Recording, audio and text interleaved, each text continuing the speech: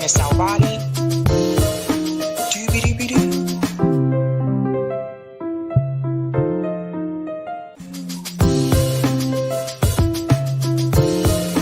Doobie-doobie-doo. Doobie-doobie-doo. I'm your host, sabrinasalvati. Doobie-doobie-doo.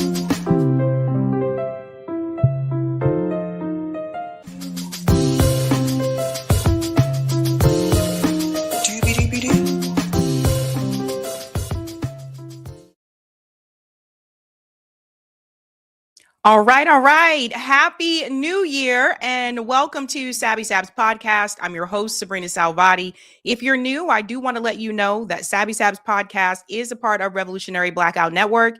You can catch me there once a month for our monthly roundtable, and you can catch me here on Tuesday, Thursday, and Sunday. I want to give a shout out to everyone watching on YouTube, Rockfin, Twitter, and Rumble, and welcome back, guys. Happy 2020. Oh my gosh. 2025 was a crazy year for news. And based on the stories that I have tonight, it looks like 2026 is also starting off somewhat crazy. But welcome back, guys. I hope everybody had a great holiday with your friends and with your family. I had a really good time. I don't know what everybody does for New Year's Eve, but I mean, I didn't really go anywhere. I didn't go out for New Year's Eve. I think I've gotten to a point in my life where I don't want to pay the money to go out for New Year's Eve. It's just too expensive. And then for like, what, 3 hours? 3 hours, you're looking at a couple $100s because you have to pay a cover charge, at least here in Boston. No matter where you go, you're going to have to pay a cover to get in, which is enormous on New Year's Eve. And then you got to pay for your food and all that type of stuff. And I found one place in particular that had a really good offer for New Year's Eve, and that was a Slum Brew Brewing Company. And they used to have like this $20 ticket, and for $20 on New Year's Eve, that would include appetizers. That would also include like, I think, one beer and a toast. And for $20, that was pretty cheap here in Boston. But a couple years ago, that brewery closed and the owners moved to California. So honestly, ever since then, I haven't been out on New Year's Eve. I just can't. I can't. I think it's one of those things like as you get older, you start to rationalize, like, is it worth it spending all this money for a couple of hours? And as I've gotten older, I'm like, no, I don't think so. Now, younger days, especially in my 20s, New Year's Eve, I was definitely out and about. Like you could not keep me inside. But as I've gotten older, I just can't. So I just watched the ball drop right here at home at my house. I don't know what everybody else did, but I hope you guys had a great time. I am so glad to be back, you guys. I missed you. I hope you enjoyed some of the videos that I uploaded over that break. But there's nothing like a live stream, and there's nothing like having that engagement with the chat. So I'm glad to be back for a live stream. And we have a lot to get into. Let's start out by giving shout outs to some of the people in the chat. This is another thing that you can't do, like when you record a video and upload it, right? It's a little bit different for a live show. Shout out to Cloudness says, well, happy New Year, Sabby. It's time to vote against blue no matter who this election season and watch the destruction of the DNC and their shills. B1 fam, salute to you and everyone in the chat. Let's go. I would say vote against both, but you guys know how I feel. Shout out to Silver Surfer says, happy New Year, Sabby. Just wanted to say thank you for being an inspiration. Your hard work here in the world and even your health has motivated me greatly. Stay amazing and keep up the fight. Thank you. That's really sweet, Silver. Shout out to Ophelia, wishing you a wonderful new year. Sabrina and all Sabby supporters, may all the government lies be exposed and perpetrators convicted. Power to the people. Solidarity. Shout out to Blockbuster says hello. Greetings, CBC voter says happy Thursday, Sabby and Air T Red 2026. Greetings, Fafo. Hello, Sabby. Happy New Year. There's one poll option missing. TPUSA may have been in the Epstein files. Oh, that would be interesting. I know, and we can only put 4 options, which sucks. I wish there was I wish YouTube would change that. Greetings, Real Talk Tim, though. Toilet Paper USA would never push for the release of the Epstein files because they work with Mossad, the ones who killed Charlie Kirk, I got to say allegedly, on this show. Happy New Year, Sabs, Eric, Corey, and the chat. Don't forget your YouTube plaque. And you know what? it is up on the wall right here. Shout out to Real Talk Tim, who kept reminding me to do this. It's up there on the wall right above the "So glad you're here" sign. So thank you for reminding me, Tim. Thank you. Greetings, Ka Mog says, I'm so glad you heard about this Minnesota childcare issue. Thank you for covering this. Oh, I have a lot to tell you guys about that. Shout out to Simply Anthony. Me like Sabby deep dives. I figured I should start off the new year with a deep dive. That's what I figured. Shout out to Ashura, said, I didn't expect a stream today. Oh, yes, it's the new year, Ashura. Greetings, Lauren said, I didn't expect the Spanish Inquisition. You guys are so funny. Greetings, all one same. Woohoo. Thank you, Sabby, Eric, Corey, and all good people here. Greetings, Julia. Atlas Intel was the top rated pollster of 2020 and 2024. This is true. Their most recent poll has Donald Trump at a -21 approval rating and Democrats as +16 favorite to win the midterms. Yeah, I believe it. I believe it. And shout out to Hannah, says Sabby is back. And shout out to Skylar. Oh, snap. We back, y'all. Happy New Year, Sabby and co. Happy New Year, everybody. Welcome to 2026. Yeah, welcome. Dun, dun, dun. Oh, dear gosh. We have so much to get into, ladies and gentlemen. Tonight's theme is naming names. And we are starting out the new year naming names tonight. That is what we are going to do. Now, first and foremost, I do want to go ahead and give a shout out to everyone who is a Sabby patron. Thank you, guys. Thank you so much for your support. If you are interested in being a Sabby patron, I have 5 categories here. We have the ultimate, bam, Sabinators. Coming in from the left, we have the Sabsters. And from the right, we have the Sabbies. And coming right down the center of the aisle, we have, don't forget about them, the members. That's how I should announce these, huh? Thank you guys so much for your support. You can see all of their names listed here. And you can also see their names scrolling across the bottom of the screen there on the ticker. I do want to give a shout out to new Sabby patrons. We call them newbies. Let's give it up for Fossil Behe, Monroe Saunders, and Sadie. That is a pretty name. Sadie, a busser. Don't you know you love her, sweet Sadie? Remember that song? Thank you. Thank you guys so much. And welcome. Welcome back. We are back up in here, ladies and gents. Again, the theme tonight is naming names. We are calling out names tonight. I thought this was a fitting way to start off the new year. So let's go ahead and get into that thumbnail, ladies and gents. Yeah. Tonight, ladies and gentlemen, this is what we are discussing. We are doing a deep dive into Charlie Kirk and the Epstein situation. This is something I have been patiently waiting to cover while I was on break. Thought about recording a video about it, but I was like, no, I want to do this one live. We're gonna dive into this because I think this is something that I really didn't talk about in relation to Turning Point USA. So please answer that poll question if you haven't done so. It's pinned at the top of the live chat. We're gonna do a deep dive into Charlie Kirk and what happened here with Jeffrey Epstein, because I have noticed something with Turning Point USA about that particular issue. We're also going to discuss, if you haven't heard about it, you're going to hear about it now, the Minnesota daycare fraud scandal. And who is that guy there in the yellow square? That is Nick. We're going to tell you a lot about Nick. We're going to get into this scandal. And hopefully you will hear something on here tonight about that story that you have not heard already, because we're going to tell you some things that corporate media is not telling you, and also that Nick is not telling you. We're also going to discuss, this is a big one. Maybe this one's a mini deep dive. You'll see Erica Kirk there in the other square, Turning Point USA military. Now, I got to give a shout out to a friend of the show who sent me this and brought this to my attention. And so we got to talk about this. We got to talk about Turning Point USA as an organization and this whole military theme. And what does that mean about the organization? So we're going to dive into that. We're also going to discuss, this is not good again for Tyler Perry. He has a second sexual assault lawsuit against him from another guy. So this is the second person that is coming forward with a lawsuit against Tyler Perry about sexual assault. We're going to get into that.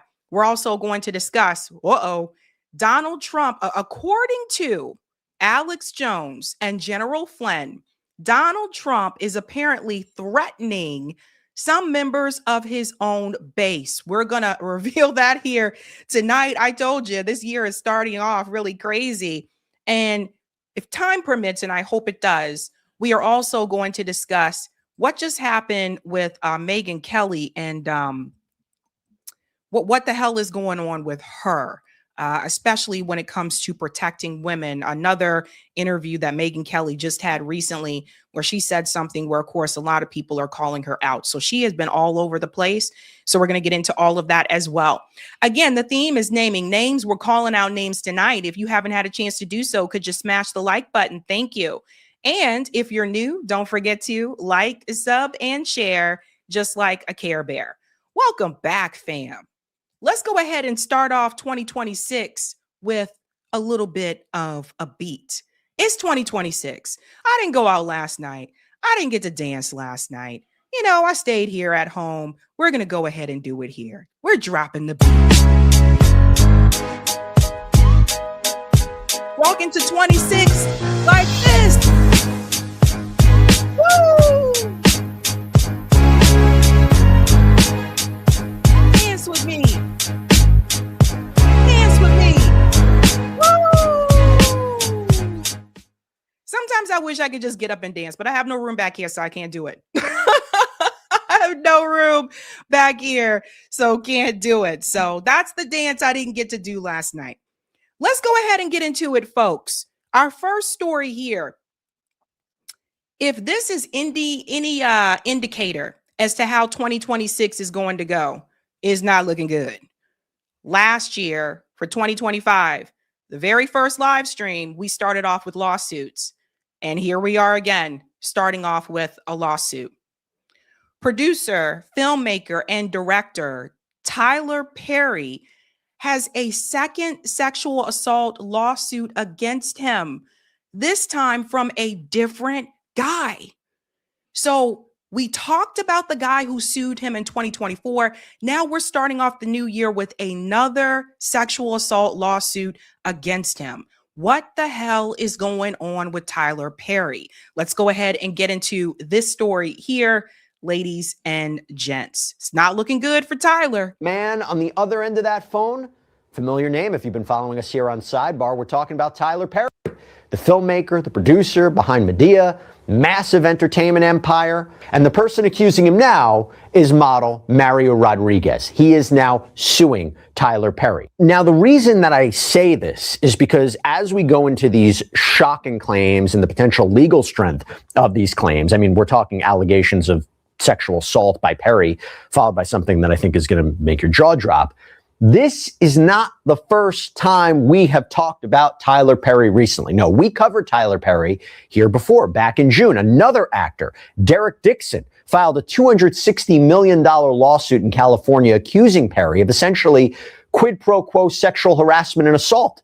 Now, Perry's legal team, they fought back hard. They called it a failed money grab, arguing the case should be thrown out or moved to Georgia. That battle is still playing out, by the way. But now Perry is facing a second, arguably strikingly similar kind of lawsuit. And that's what we want to go into. Now, this new one was filed just days ago, literally on Christmas Day, December 25th, 2025 in California Superior Court. And this is brought, again, by Mario Rodriguez, a model, an actor who had this very small role in Perry's 2016 film called Boo, a Medea Halloween. And So we have another actor who worked with Tyler Perry who is accusing him of sexual assault. So what this is showing you at this point in time, that Tyler Perry allegedly seems to have predatory behavior and is using his power in such a way against people who are looking for a break in Hollywood.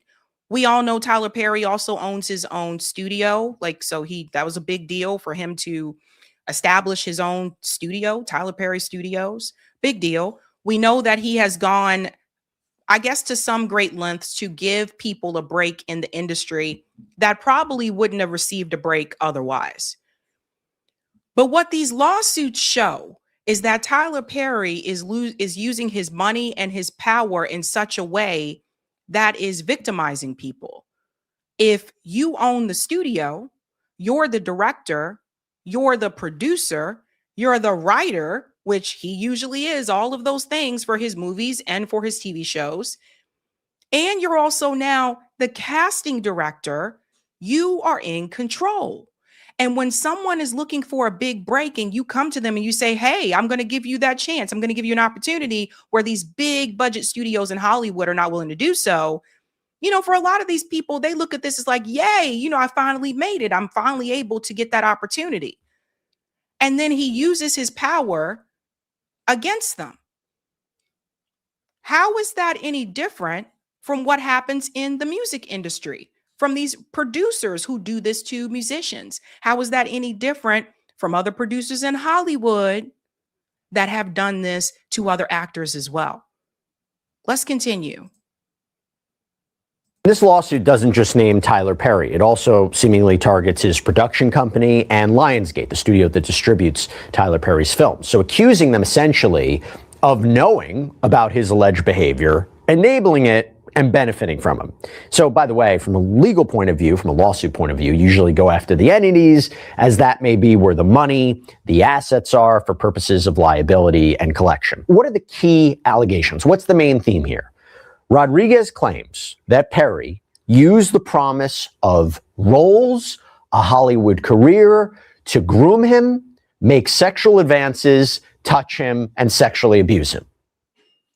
Sounds very similar to the lawsuit that was filed against him in 2024. If you let me do this and this to you, then I'll give you any type of role that you want. Predatory behavior. And honestly, last year, some people were saying, well, we don't know if this is true, and we just want to hear his side of the story. Okay. Now you got a second one.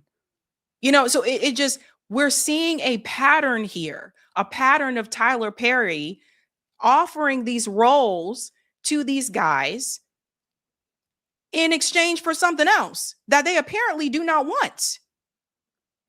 Allegedly making advances towards them. And so essentially what people need to understand is that Tyler Perry is their boss. He's Rodrigo's boss. So if your boss comes up to you and approach you in a predatory way, touch you when you don't want to be touched in a sexual way, make sexual advances towards you, it puts you in an awkward position because this isn't just some random person. This is your supervisor. So then the question becomes, do you want to keep your job? Then you have to be quiet. Or do you want to not deal with this and then just walk away? And then essentially shutting the door to the entertainment industry altogether, because the reality is when people have done this in the past, they've been blackballed in the industry. So based on the things that I have seen and what I have read, it kind of doesn't surprise me anymore with Tyler Perry. There had been rumors for quite some time, but these are lawsuits. The second one. And the suit describes an alleged pattern of isolating him, prying into past trauma, escalating physical contact, and explicit propositions. But the details in the complaint, they are very, very specific. They are also graphic, and they follow a disturbing script, for lack of a better word, a script. Okay, and that's what we want to go into. We want to go through this story and see if there's a strength to it, strength to these claims, strength to the narrative. So I'm going to walk you through the complaint, basically page by page, and I'm going to read you directly from key sections so you can hear the language that it's used. So the document starts by setting the stage. The second paragraph reads, quote, defendant Tyler Perry is a producer-director who wields immense power in the movie industry. Unfortunately, Perry uses his power to abuse and sexually assault people who hope to secure roles in his movies. Perry's type are those who have been victims of childhood traumas in the past. Plaintiff Mario Rodriguez was one of his victims. Now, that's unfortunate as well, because Tyler Perry has been very vocal about the abuse that he experienced as a child. He's talked about this on Oprah's show and many others. And so it's like, you know what you went through. So why would you do that to someone else? Right. So, and sometimes, and we've seen this before, where sometimes people who have been abused, they go on to abuse other people. That doesn't excuse it in any way, shape, or form. But this is a big problem for him. And now some people might look at it and say, what if these guys are just trying to get money? Could be a possibility, but it's so detailed. That's what I noticed with the lawsuit in 2024. I'm like, wow, this is very detailed. And then there were text messages to kind of support what he was saying. And then now you have this situation, which this one also was pretty detailed. That's key language, because I said at the time, I remember this, when Dixon had filed his lawsuit against Tyler Perry, I wondered, would this lead to more accusers to come forward, right? Was Derek Dixon just a one-off making these allegations, or could this start more people coming forward? It's a two-edged sword when you think about it, right? Perry's position could be, as soon as one person sues, this will open the floodgates for more false accusations. The other side, assuming all the allegations are true, takes one person to come forward against a wealthy, powerful person for others to feel safe to do so. We've seen this back and forth in a lot of high-profile sexual misconduct cases. And I will say, too, this is important to note, Rodriguez is represented by the same lawyer who brought Derek Dixon's claims. We're talking about Jonathan Delshad. We'll get more on that a little bit later. So what that means is that Derek Dixon's lawyer, he's building a big case. So there are probably going to be others that come forward as well. We saw this with the Diddy situation too, where, you know, the lawyer may say, okay, I have this one client, I wonder if there are others. And then the lawyer will, you know, get other people to come forward as well. I want to get to this comment here. Sunlight said, I don't believe this. This sounds like the typical, but let's look at the black man instead of the Epstein co-conspirators. That's a good point. But the thing about Tyler Perry that I want to mention is, don't forget that Taraji P. Henson came forward when she was saying that both Oprah and Tyler Perry, they weren't treated right. They weren't paid what they were supposed to be paid. They came out about the conditions for the set of Color Purple. I remember Taraji P. Henson came forward about that. And I guess Tyler Perry's way of apologizing for that was to put her in his other movie, that next movie that came out called Straw. So I guess that was kind of his way of saying, I'm sorry, you know, to her for that or whatever. We also know actress Monique also came forward years ago, and she said Tyler Perry and, once again, Oprah Winfrey, they seem to go together with a lot of this stuff, that they were not paying people what they were supposed to be paid. That Monique came forward years ago and said how Tyler Perry and Oprah Winfrey did her dirty, and they blackballed her in the entertainment industry. So these are people that have immense power. Tyler Perry is a billionaire. Oprah is also a billionaire. And I told you guys before, there's no such thing as an ethical billionaire. So when I look at how he did them, I wouldn't put it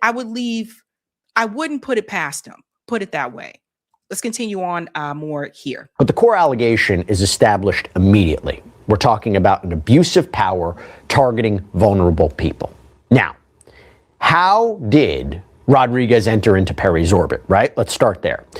So the complaint says that in 2015, a trainer at an Equinox gym out in Los Angeles approached Rodriguez and told him, quote, that defendant Tyler Perry wanted to meet Mr. Rodriguez and to talk about offering him an acting role. And the complaint alleges that Perry called him that same day. The filing allegedly quotes Perry from that call, saying about the potential role, quote, you know, Mario, I'm not a bad person to know and have in your corner. And the suit states that Rodriguez auditions, quickly gets the part. It reads, clearly the audition was only a formality given Mr. Perry's position of power and his personal desire to have Mr. Rodriguez work for him.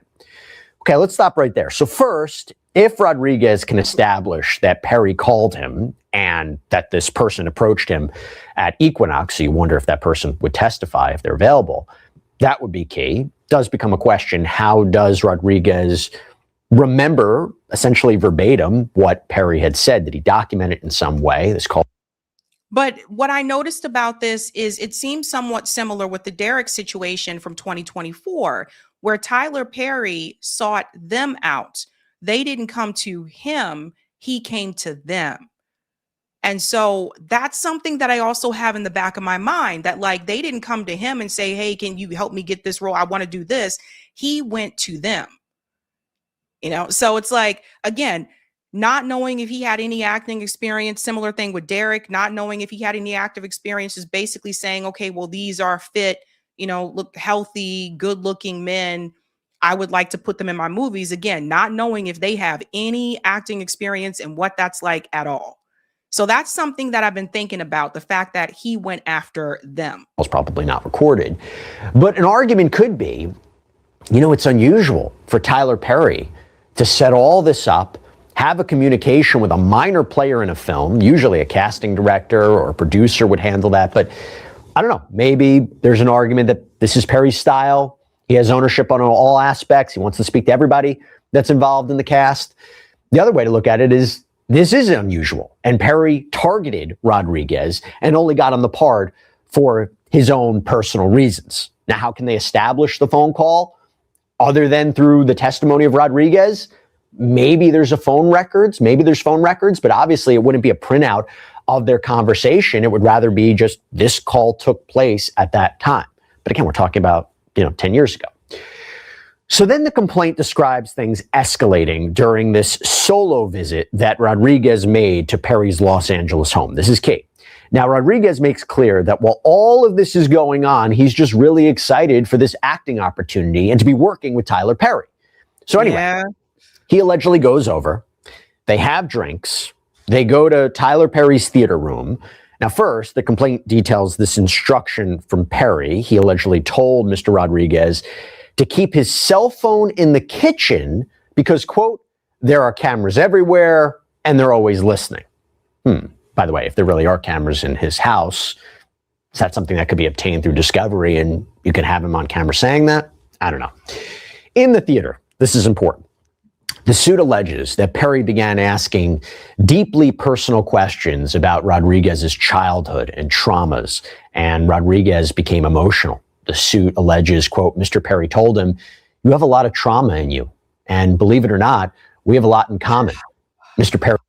This is typical predator behavior. This is another thing here that I really paid attention to, trying to get them to open up about deeply painful experiences, trying to get them to talk about past trauma, trying to get them, in other words, to be very vulnerable. I feel like that's typical predator behavior, ladies and gentlemen. He told Mr. Rodriguez to stand up and said, come here, man, let me hug you. Mr. Perry hugged Mr. Rodriguez and said, it's not your fault. Now listen to this, quote, in the moment, Mr. Rodriguez could not help but feel that Mr. Perry was trying to reenact the famous scene between Matt Damon and Robin Williams from the acclaimed 1997 movie Good Will Hunting. Now, if you haven't seen Good Will Hunting, first of all, you should. It's a great movie. But if you haven't, it's a very famous therapy scene where Robin Williams' character repeatedly tells Matt Damon's character. We're just going to fast forward here. He's so specific. Could he really make this up? Maybe, maybe not. But you go from there. The complaint describes this encounter taking a turn. This is when, according to Rodriguez, it turns physically invasive, with Perry then allegedly rubbing Rodriguez's shoulders and his chest and making comments. And when Rodriguez sits back down, he claims that Perry sat next to him and began rubbing his inner thigh. Now, let's stop there. We're not going to go too deep into this because there's some of the things we don't want to play on here. But the reality is that sounds very familiar with what Derek described in 2024. The first guy that came forward to file a lawsuit against Tyler Perry, similar behavior there. Starting it off with like a massage. Again, I feel like this is such predatory behavior. Starting it off with like massaging your shoulders and then your hands wind up somewhere else. It's similar to what Derek described. Again, I want to remind people that's his boss. Someone is saying, hey, I can help you out here in the entertainment industry. I can help you, this is why I said we are naming names in 2026. There will probably be more people that come forward. against Tyler Perry. But if I'm looking back at his behavior and the way that he, according to Taraji P. Henson and Monique, the way that he treated them along with Oprah, and that's a financial situation, and blackballing people in the industry, it puts someone like Rodrigo and Derek in a position where if I don't let this happen, then he's going to blackball me too. And it's just, and no, if you don't want something to happen like that, then you should, you have every right to say no. And no, I do not want you doing this to me. I'm not interested in any way, shape, or form. But Tyler Perry knows better. That's the point that I'm trying to get across. As someone in a position of power, you know better. And again, he went after them. He sought them out. He approached Derek. He approached Rodrigo. So I'm noticing a pattern here. And I think that what could have happened for quite some time is that Tyler Perry has a lot of money, and his money has been able to carry him along and protect him. And when you don't have much money and you're going against someone that has a lot of money, good luck. So we'll find out more about this lawsuit as time goes by, but we are just starting off 2026. And like I said, it is not looking good for Tyler Perry for this to be the second guy. And it makes you wonder who else is going to come forward. Let's go to some of the comments here, ladies and gents. All right. Thank you for the super chat, Lewis. I'm 47, Sabby. I'm not going anywhere for New Year's. Much love. I hear you, Lewis. I hear you. Thank you for the super chat, Country Fried Hillbilly. Congratulations. Thank you for speaking truth, power to truth. Thank you. Shout out to Rise with Mew, who just became a Sabby member. Let's give them a big whoop, whoop. Rise with Mew. Thank you, Deep Green. Still waiting for him to apologize to Monique. Yeah, that still hasn't happened, by the way. Still hasn't happened. And shout out to Wandy, who's been a member for 6 months. What the lawsuits show is suing Tyler is an easy bag. I would have skipped to the ER and police the moment he finished. And thank you, Measured Man. He sold the mansion about 2 months ago.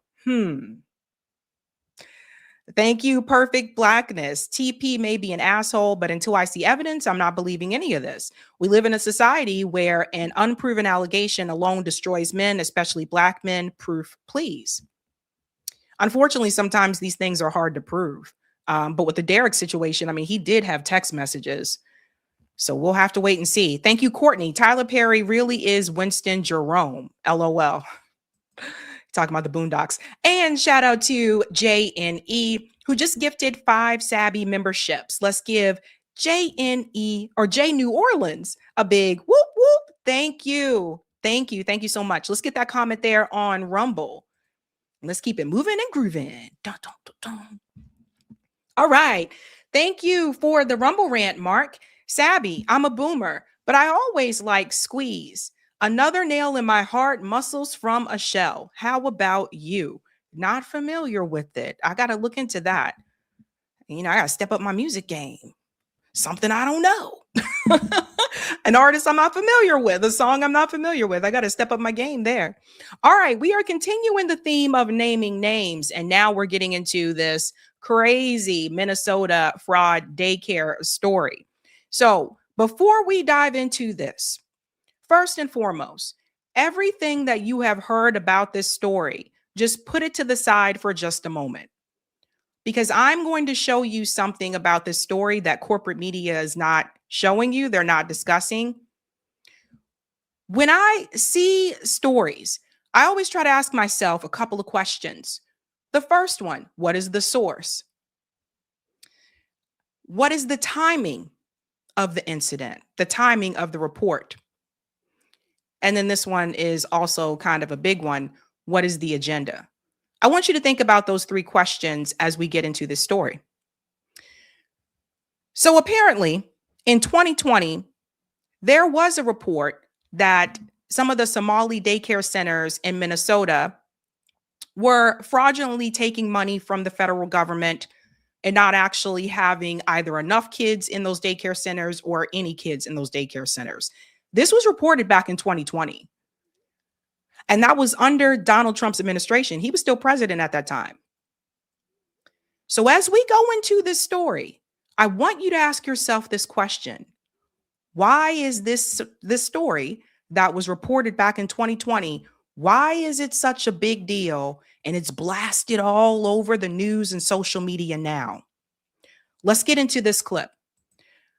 Again, this is where I think you need to think about this question about the source. I think that's very important. Let's start with this clip here. The Trump administration says it is now withholding all federal child care funding to the entire state. The agency says the state receives $185 million for 19,000 children, and now that money will be gone. And the agency did not specify any alternate plans for families who will be affected. DHS and the FBI said they were surging resources to Minnesota to investigate what they called suspected fraud sites. This all comes in response to a viral video posted by a MAGA content creator. He claims that he uncovered widespread fraud by Somali-run child care centers in the state. CNN is looking into those claims and has not independently verified the accusations. But the Deputy Secretary of Health and Human Services is taking the allegations at face value. Take a listen. Intrepid journalists have made shocking and credible allegations of extensive fraud in Minnesota's child care programs. We believe the state of Minnesota has allowed scammers and fake daycares to siphon millions of taxpayer dollars over the past decade. Starting today, we require a justification, receipt, or photo evidence before we make a payment. However, the so-called evidence comes from a man who has posted anti-Muslim and anti-immigrant content in the past. CNN's Whitney Wild speaks to the man behind that video and takes a look at his claims. So let me go ahead and debunk something right away before we even get to this part. She said that he uncovered this story, uncovered this fraud. No, he didn't. This story was reported in 2020 by Project Veritas. He didn't uncover it. Basically, what he did was he took his camera and he went around to these daycares, which again was already uncovered in 2020 by Project Veritas. And you need to ask yourself how this was able to go viral if it was already reported on in 2020. That's what I want you to hold on to. Now let's continue. We're from CNN. Can we talk to you?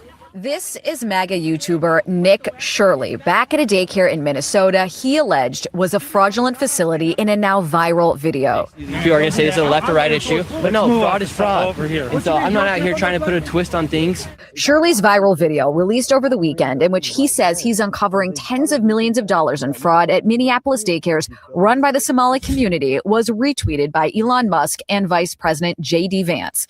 In the video, Shirley tries to open locked doors and talk to people at various daycares he claims are frauds. Did you come during their normal operating hours when you came to visit? I came at 11 a.m., I believe, and I also came the following day later in the day. The point of it is not whether or not I came at the right time of their operation hours. The point is that blacked out doors, they can't give you any information. You call that number, no one answers. I wasn't trying to go inside, and there should be a way for somebody to actually be able to call that number and somebody to be able to answer. These aren't real businesses. But surely you don't think a daycare should just be unlocked. You shouldn't be able to just walk into a There daycare. should be a reception. No. So here's something else. And guys, let me know in the chat if you feel the video volume is too high. It doesn't sound too high on my end, but Eric said it might be a little bit too high on his end. So let me know in the chat if it's too high for you. So first he says, well, he came at around 11 and then he came later on in the day and they were asking him, did you come during operational hours? And he said, well, it doesn't matter if I came during operational hours or not. Someone should have been there if this is a legitimate business. Okay. So first and foremost, if there is fraud, there needs to be accountability. If they are fraudulently, if this is happening, if they are fraudulently taking money from the federal government and these businesses are not fully operational, yes, there needs to be accountability. That being said, though, you have to remember a couple of things. Number one, I'm going to tell you about him and who he really is, because even CNN didn't go as far enough to tell you who Nick really is. Number one, whenever somebody just seems to come out of nowhere and all of a sudden they go viral like this and it's blasted all across like the political interwebs. I already told you guys before, be very cautious about people who come out of nowhere and all of a sudden just boom, just take off. There's usually something happening behind the scene. 2, the other thing I want you to pay attention to, notice who is targeted, right? Because see, what they don't tell you, what he doesn't tell you is his family also participated in fraud. His family had a fraud lawsuit against them. But he's not going to tell you that. And there's a reason for that. Once I show you who he really is, all of this is going to make sense. Let's go on more here. Every daycare is locked. Their doors are locked. And so, okay, you bring up a fair point. Then why can't they actually give me information how to enroll a child? Federal law enforcement has been investigating fraud in Minnesota for several years. Both Attorney General Pam Bondi and FBI Director Kash Patel said on social media they've indicted dozens of defendants. DHS has posted multiple videos of agents they say are conducting a massive fraud investigation. Do you think that federal law enforcement hasn't done enough? I mean, they would say, look, these fraud cases have been going on, but they've already done like 80 indictments. The cases have been going on, for years. And why did I show up one day in Minnesota and go to all these daycares, no children? They're receiving millions of dollars. We uncovered nearly $110 million in fraud in one day. How do you know that all the allegations that you're making are true? How do I know that they're true? Well, we showed you guys what was happening, and then you guys can go ahead and make your own analysis. We're coming so we can make our own analysis. Are you 100% sure you're true? Yeah, I am 100% sure I'm true. CNN is looking into Shirley's claims. Hi, my name's Whitney Wild. I'm a correspondent for CNN. We reached out to several of the daycares featured in the now viral video. Only one daycare facility answered and said they are a legitimate business. Have you seen the videos, purporting that some of these daycares don't have kids inside? Minnesota Republicans say despite the new focus from the Trump administration, they have been sounding the alarm on fraud for years. We have talked about fraud. We have gotten stories. We've tried to push this forward every way that we can. At the daycare where Shirley showed back up, a stream of children walk inside. You're saying that this is a fraudulent daycare. There's kids being dropped off right now. Yes, the commissioner of children literally said a week ago this place was closed. Did you know They're showing face right now. A viral video, disputed claims, and their full fallout remains to be seen. Dozens of fraud cases that Okay, so let's go ahead and pause here, and then we're going to get into a little bit more detail that I wanted to show you guys. So I think what people aren't showing you about the story, and again, like I said, if there is fraud, that's why they have an investigation. If there is fraud, they need to be held accountable. Yes, there needs to be accountability. That's for anybody. I don't care what color you are. I don't care what religion you are. That is for anyone. But what people are asking, including someone who was Alex Jones' co-host, which you're going to see in just a second, what people are asking is, why wasn't there all this attention around this in 2020 when it was originally reported? Why is there so much attention around it now? And this is the part that you need to dive into, because I'm seeing a lot of people talk about this, but they're not giving you the whole story. So again, who is the source? People are saying, well, he didn't just start going viral. He's been going viral. Yeah, how'd that happen? Nick Shirley, I just want to give you a flashback because you need to know who the source is. You need to know where this is coming from. Nick Shirley, the guy behind the Minnesota daycare fraud video, once paid Hispanic day laborers he recruited at Home Depot $20 to hold up pro-Biden signs in front of the White House to gin up fears of an invasion. So if you'll see here, I don't know if everybody remembers this, but these guys here that held up those signs, they were paid to hold up these signs. And it said here in the article, half a dozen Hispanic day laborers were paid $20 each to parade in front of the White House on camera, holding signs with slogans like, I love Biden and I need a work permit for my family. So this is what I said about look at the source. Now, does that mean that the story isn't true? Does it mean that there is no fraud? No, it doesn't mean that. But I'd like to ask, what is the big agenda? And what I think is weird is people aren't asking this question. People aren't asking, where was all this outrage when this story was reported in 2020? Why are we only hearing outrage about it now? And you're going to see the bigger picture here. Let's continue on to the next part. Z Squirrel. Actually, we'll go to this one first. People need to know who he is. Let's go into this video. Then we're going to go to the connection that he has to Cam Higbee. Listen to this. I've seen Elon Musk amplifying this kid every 30 minutes on Twitter. And this was the moment that we all should have known that it is a grift and it is meant to distract. Because what, did they have these sweaters just like ready to go? Come on, man. This is a joke. Like, oh, we're going to sell hoodies now because we tried breaking into some daycares and they wouldn't let us in, or we came before or after hours. Like, dude, nobody wants you people showing up to daycares and trying to open the doors. You don't have kids. It's weird. But the worst part is Elon Musk is literally calling for Tim Walz to be arrested. But I got a question. Fuck, dude. I'm fucked. If we lose, I'm fucked. It does seem that way. You can't just be like, yo, I'm like, how long do you think my prison sentence is going to be? Do you think? Will I see my children? I don't know. I wonder why Elon would be in jail if Trump didn't win. Kind of makes everything in Pennsylvania make a lot more sense now, doesn't it? That's why he needed to do that $1 million giveaway every day, because he was fighting for his life. But you know what else? These people are insane. So they obviously Wait didn't for realize it. we're sleeping in the office. In fact, when they did fund us, they realized that we were illegal immigrants.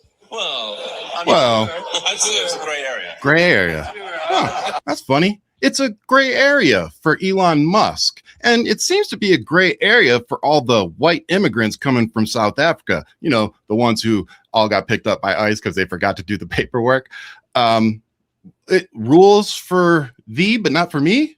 Nick Shirley is just a useful pawn in this whole thing because they don't have Charlie Kirk anymore. Kyle Rittenhouse isn't viable no matter how many times they try.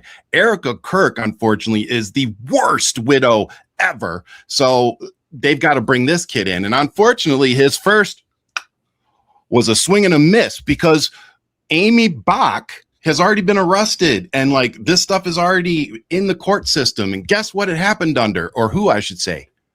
Joe Biden. That's right. It's already being addressed. So this isn't a big story. It's a nothing. And the fact that Donald Trump just took food out of the mouths of every American child that needs some type of government assistance and put that stress on those parents that didn't know they were going to have to find food for their kids on, New Year's Day. So, yeah, the unfortunate part is that other kids are going to be penalized because of this. And like I said, if there's fraud, there's an investigation, they need to be held accountable. But going forward, when we talk about the bigger agenda, this squirrel is on every damn thing. This squirrel always has it. Nick Shirley, who is being promoted by Elon Musk, JD Vance, and the entire conservative media sphere, is a fanatical Zionist Israel firster. He literally went to Israel to do propaganda tour just a few months back. All the Zionists are doing OMG Somalis, OMG Muslims for Israel. So for people who were not aware, and he started deleting some things. I'm going to show you another one. This was in March 14. Nick Shirley, I visited Israel-Gaza border with the last mayor of Gaza. We stood where Hamas launched its attacks.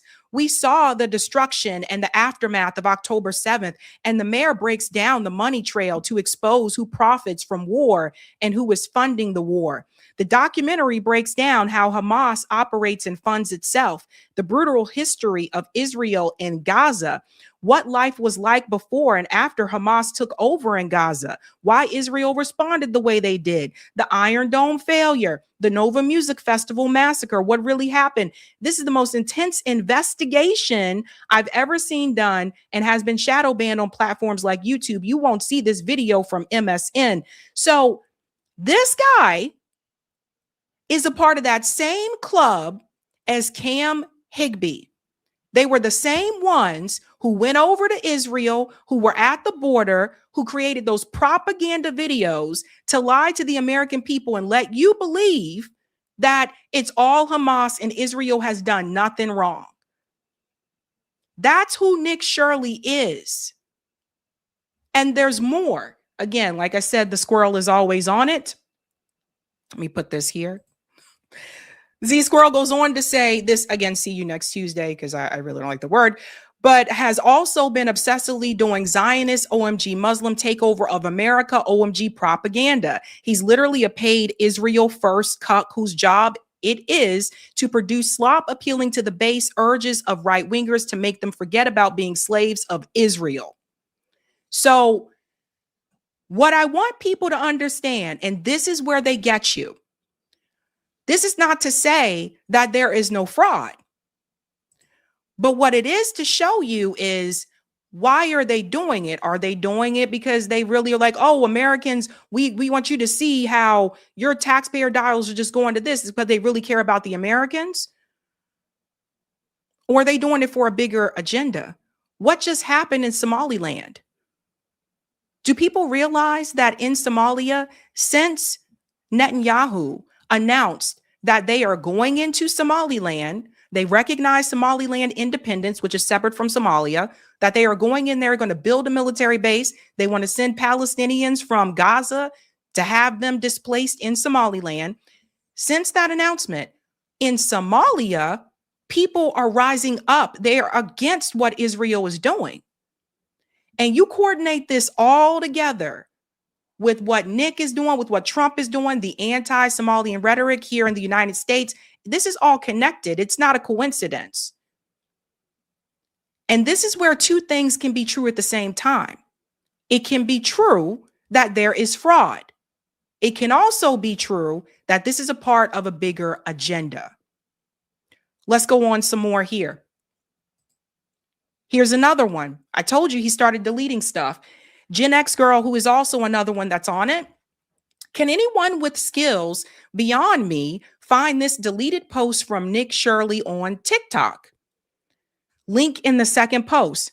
There was a TikTok video that he created called Exploring Israel, Travel Experiences and Delicious Food. This is separate from the other one that I just showed you.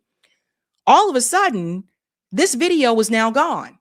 Now, it wasn't removed by TikTok. TikTok is definitely pro-Israel. He removed it. Now they trying to take stuff down. So see this? Link to the deleted post. She added the link as well. Let's go on to another one. Here's the Cam Higbee connection. All these guys roll together. Remember when I made that report, when I told you about the paid pro-Israel influencers that are being paid $7,000 per post? This is that group. Cam Higbee is a part of it. I'm going to show you another video where they were working together. So now you see Cam Higbee is doing the same thing, but not in Minnesota. He's doing it in Washington State. So do you guys see how this is coordinated? Let me go ahead and show you a little bit of this here.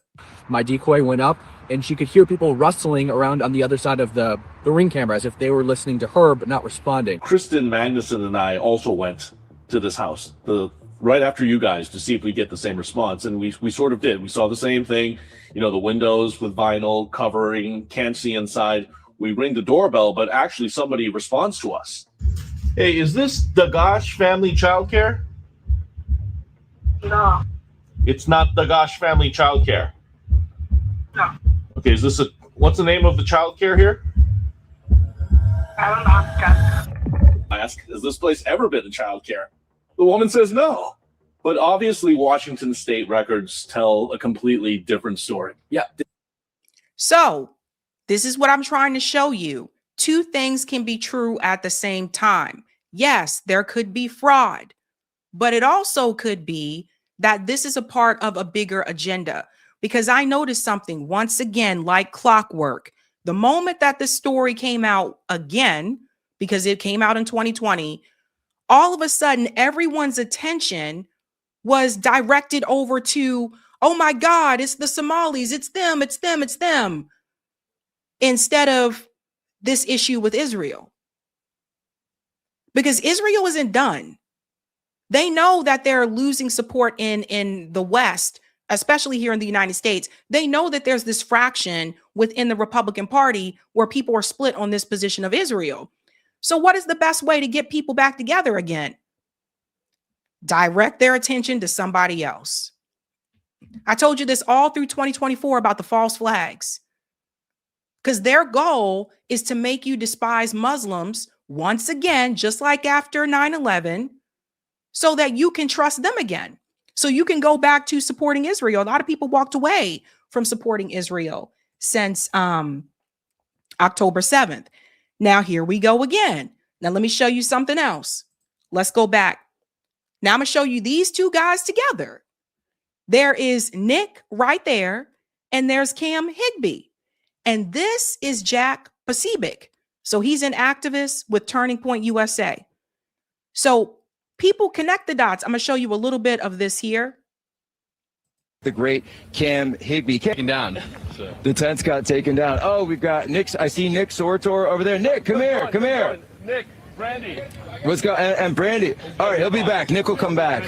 Brandy Krause is here. Antifa fever dream. Antifa's fever dream. Sab, tell us what this means that President Trump has finally convened this roundtable. This is huge, Jack. This is historic. You know, as we were walking up today, I was asking the boys if they were ready to make history today. Antifa has been terrorizing American citizens. So this was about Antifa, right? Now I'm showing you this to show you these people have a direct line to the president of the United States. Now I saw people on social media saying that, oh, it was just this random guy, random YouTuber, and he did such great journalism. It's called copy paste journalism, where you're just doing what somebody else already did a couple years ago. So like I said, it was reported in 2020. But didn't you find it kind of strange by who was boosting them? That's something to pay attention to. Who was boosting them? JD Vance was doing the boosting. Elon Musk was doing the boosting. But these guys have a direct line to the president of the United States. There's Nick right there, right over here. And there's Cam Higbee, who I just showed you. We're going a little bit more here. For almost a decade at this point. So to have the president of the United States bring all of us together who have been beaten, harassed, threatened, you name it, to come and tell our stories in front of the nation is huge and historic. And again, it's just an honor to be here with Andy, with all of the other reporters around me who have put the time and effort in, who have shed literal blood to show Americans what's going on. Well, and speaking of which, you know, we So that's them two right there. So everyone see the connection. Let's continue on. We'll go on here. Nick Shirley is now on PBD Podcast, and listen to what he says, right? Because he's going to say something where he sounds a lot like Nick Fuentes. Listen to this. These people are like, I saw something, someone's calling me like a PDF. They're saying all these crazy allegations. I'm like, hey, what sucks for them is they're never going to be able to get me. I don't drink alcohol. I don't do drugs. I'm a virgin. I don't have sex with random girls. You're not going to catch me on no sexual allegation charges. I don't have any addictions. I don't have any vices. So what are these people going to get me for? They're done. I'm religious. I believe in God. I'm everything they hate. I love that. So what are they going to get me for? They can't get me for anything. Like, they're going to come after me for my personality or for a stunt I did in high school, maybe. That's maybe the best thing they could get me for, is for Nick Shirley being a young, reckless teenager, just like any. Sound familiar? Sound familiar? Except Nick Fuentes is not pro-Israel. He is. I'll show you what Nick Fuentes said about this in just a second, too. It's really interesting. And then I want you to hear what Owen said. Owen used to co-host with Alex Jones. Owen was calling out some things about Israel as well. You guys know he's not with Alex Jones anymore.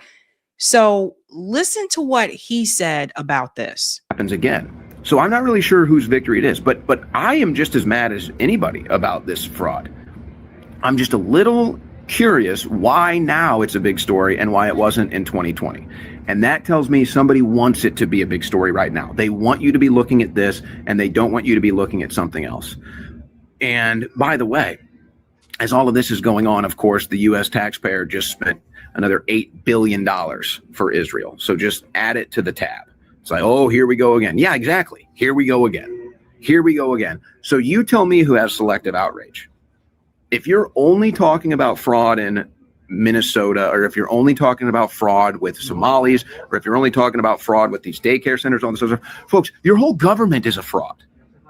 Your entire system is a fraud. The entire federal government is fraud. Most of your local and state government is a fraud. You pay 30% in taxes is a total fraud. You don't get a return on investment there. You don't get any value out of that. Somebody else is getting a value out of that. They're either outright stealing it, like the Somalis in Minnesota, or they're sending it overseas to their friends with foreign interest, or they're sending it around to their friends with special interests. So the selective outrage here really has me mad. And here's why. I think we all kind of see this country needs some serious change, some serious reform. We elected Trump. We thought he would be that change agent. We're not so sure that's the case anymore.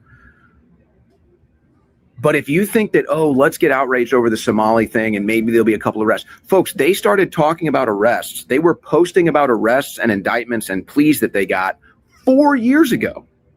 I'm telling you guys. Those were official government accounts. Official Trump administration members were posting about indictments and pleas and arrests they made 4 years ago, pretending like it was in response to this latest Somali fraud. It wasn't.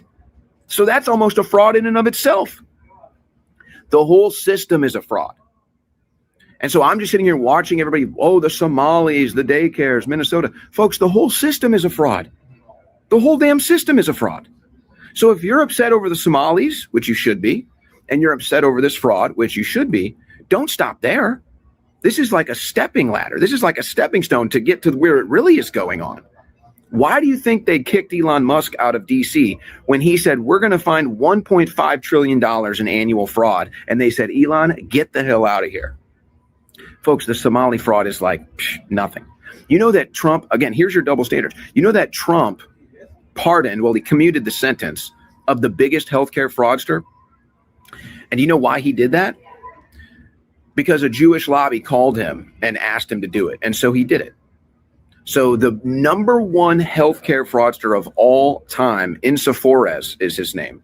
He ended up getting arrested again. He committed more crimes. And then he went to his synagogue and allegedly was engaging in domestic violence and abuse at his synagogue. So, that's who Trump pardoned. And there were people pressuring him to do that. He had he was the number one healthcare fraudster of all time. Number one. And that's my thing. It's the selective outrage. That's my thing. So people need to understand that two things can be true at the same time. It can be true that there is fraud with the daycare centers in Minnesota. Yeah, that can be true. It can also be true that there's a bigger agenda at play here. I do not think it is a coincidence that you're seeing this story once again emerge, but this time it's bigger and more popular than ever, right after Israel said that they recognized Somaliland independence. They were the first country to do that. The other countries in the West don't know. Nobody else does. First country to do that. Right after they said that we're going to put military bases there and we're going to, work with them with oil and gas. Right after they said we're going to start to bring Palestinians from Gaza and put them in Somaliland. Right after people in Somalia started to rise up and say, hell no, Israel, stay out of here. Right after just recently, Benjamin Netanyahu announced that they're going to go into more countries in Africa and liberate them. All of this is connected. It's the timing, the bigger agenda. And again, to his point, the selective outrage. Now, I probably don't agree with him on much, but even he is calling this out. Eric, can you pull up, go to Nick Fuentes' Twitter. I want to show people what Nick Fuentes said. And then I'm going to show you guys what an Israeli journalist said about their involvement in this. Or maybe Eric can't hear me. Let me do it. Let me show you the journalist first. Watch this. Israeli says Mossad was behind the Somali fraud story. Listen to what this guy says. This isn't me. This is them telling you this. Listen to this. How is the Israeli Mossad related to the recent corruption that was discovered in Minnesota? You're not going to believe it, but there actually is a substantial connection, and it runs through the Israeli Prime Minister office. I'll start from the end. Israel just established relationships with Somaliland, which is not Somalia. But the backstory to the whole Minnesota corruption story is that much of those funds, and again, I think the initial number that came out is about $9 billion. Again, this is crazy. American taxpayer money of, let's say, $15 billion that they imagine were stolen or misdiverted from public funds. About 9 billion of those were sent back to support terrorism, or what they would call the Muslim Brotherhood actions, and this is tied into Qatar. And Israel. See, this is what I was trying to explain to you. So he is now saying, he's Israeli, he is now saying that that money that they received from the daycare centers, that money was sent back for terrorism in Qatar. And this is how they're going to reel people right back in again to support Israel. First of all, stop it with the Qatar. I'm so tired with the Qatar. Qatar is aligned with the United States. It really is. It's like an extension of the United States. It's like our pinky or something like that. So I don't know why they keep saying Qatar. So there's that. But do you see where this is going? So now it has gone from they were frauding the government, and the money that they got, they actually sent that money back towards terrorist organizations.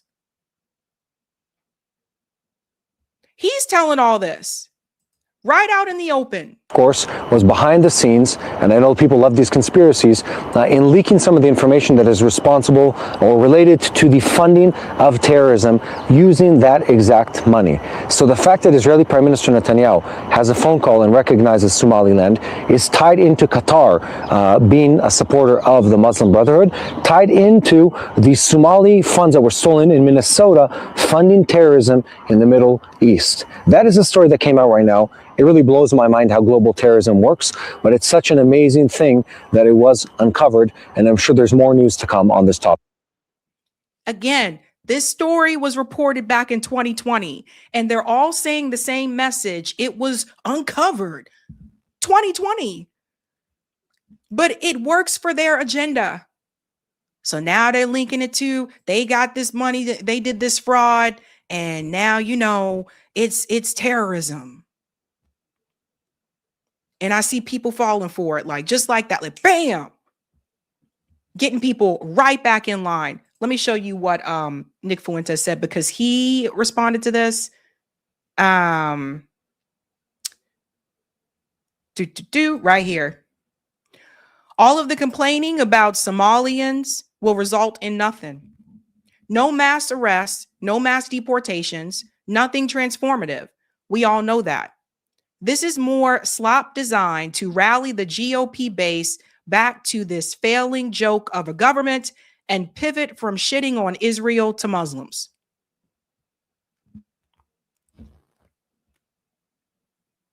I agree with him on that.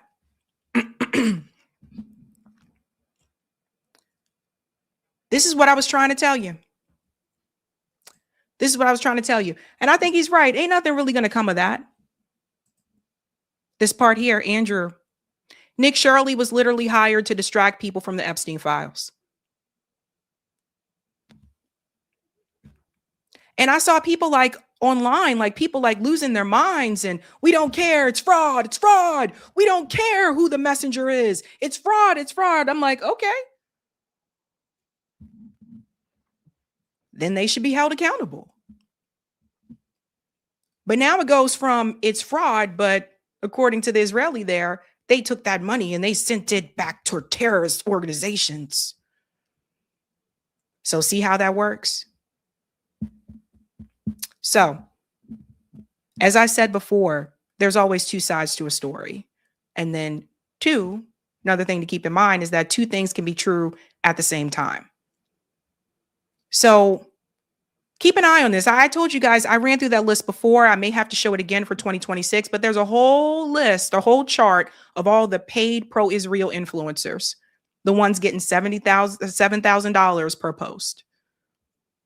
And that's where some of this stuff is coming from. They trying to help out us, or they trying to help out Israel? Let's go to some of the comments, ladies and gents. Dun, dun, dun, dun. All right, shout out to May Gay, who gifted 1 Sabby membership. Thank you, May. Justice says Sabrina, that CNN commentator, is known for lying and distorting the information in the story she reports on. Aren't they all? Thank you, Kevin. Squeeze did the song Tempted by the Fruit of Another. Okay, wait, I do know that song. All right, thank you.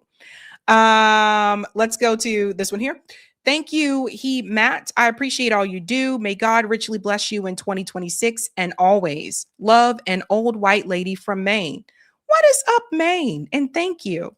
Thank you, JJ. Damn, I'm late to Sabby. I'm late to the stream. What's up, Sabby? It's okay. Thank you, Kevin. I thought them highlighting Somali daycares on the same level as Tyler dating a trans woman. They know which buttons to push, so LEO's focused on that. Thank you, Roger. This exactly why Minnesota Public Bank is needed when feds cut money off. Thank you, Ray. This is like Columbus discovered America. What a privilege. Shout out to Megan, who's been a member for 11 months. A white woman has already been found guilty under the Biden administration, and no one is rounding up the Caucasians. Yeah, I don't know. I'm seeing people just lose their shit. Thank you. Have a nice day. First ever live with Sabby. Love it. Oh, thank you and welcome. Thanks, JJ. Please know I'm so tired of Nick Fuentes. Thank you, Fly Away. Shit's not real is behind everything bad. You guys come up with new names for it all the time. It's so funny. Thanks, Roger. That guy looks like a white common. Are you talking about Owen? Thank you, Fly Away. Damn, girl, the amount of bots in here today. Yeah, Eric will handle that. And thank you, Perfect Blackness. FBAs will never be allowed to defraud like this. No, you're right. You're right about that. You're right. Like I said, two things can be true at the same time. All right, let's get that Rumble rant. Doot, doot, doot, doot. Hey, thank you, Perfect Blackness on, oh, you're on Rumble too. It's irrelevant who founded or the agenda. If they are defrauding taxpayers, this needs action. They shouldn't be allowed or not aired so as to not look racist because the guilty are Somali immigrants. Right, but Perfect Blackness, why wasn't that done back in 2020? Thank you for this one. Don't get me wrong. Israel is a cancer upon this nation and we need to defund them. But defrauding taxpayers while telling FBA to work hard is insulting. Prosecute them all. Yeah. So like I said, people need to be held accountable. But why weren't they held accountable back in 2020? So things to think about, ladies and gents. Okay. Can we go to part 2 of type B and C? Thank you. The theme tonight, again, we are naming names, ladies and gentlemen, in the year of 2026. That's how we're starting it off. And we're about to get into a little bit of a deep dive here into TP USA. You guys have got to hear this. So, am I going to that one next? Wrong one, Eric. Am I at the right one? Hold on one second, guys. Oh, wait, I am at the right one. Are we doing Megyn first? All right, let's do Megyn Kelly first. She getting on my nerves anyway. Hold on. Let me put this here. Sorry, I thought I had that one before this one. Okay, let's get into the Megyn Kelly story. You guys have got to hear this. So Megyn Kelly, I don't know what's going on with her. She's been making some really cringe statements recently, especially in reference to the Epstein situation, in reference to women and sexual assault or harassment. And she had an interview recently, and I want you to hear what she said here. Again, this is about the Epstein files. And I'm going to take you back to where Megyn used to be, because something is happening here with Megyn Kelly.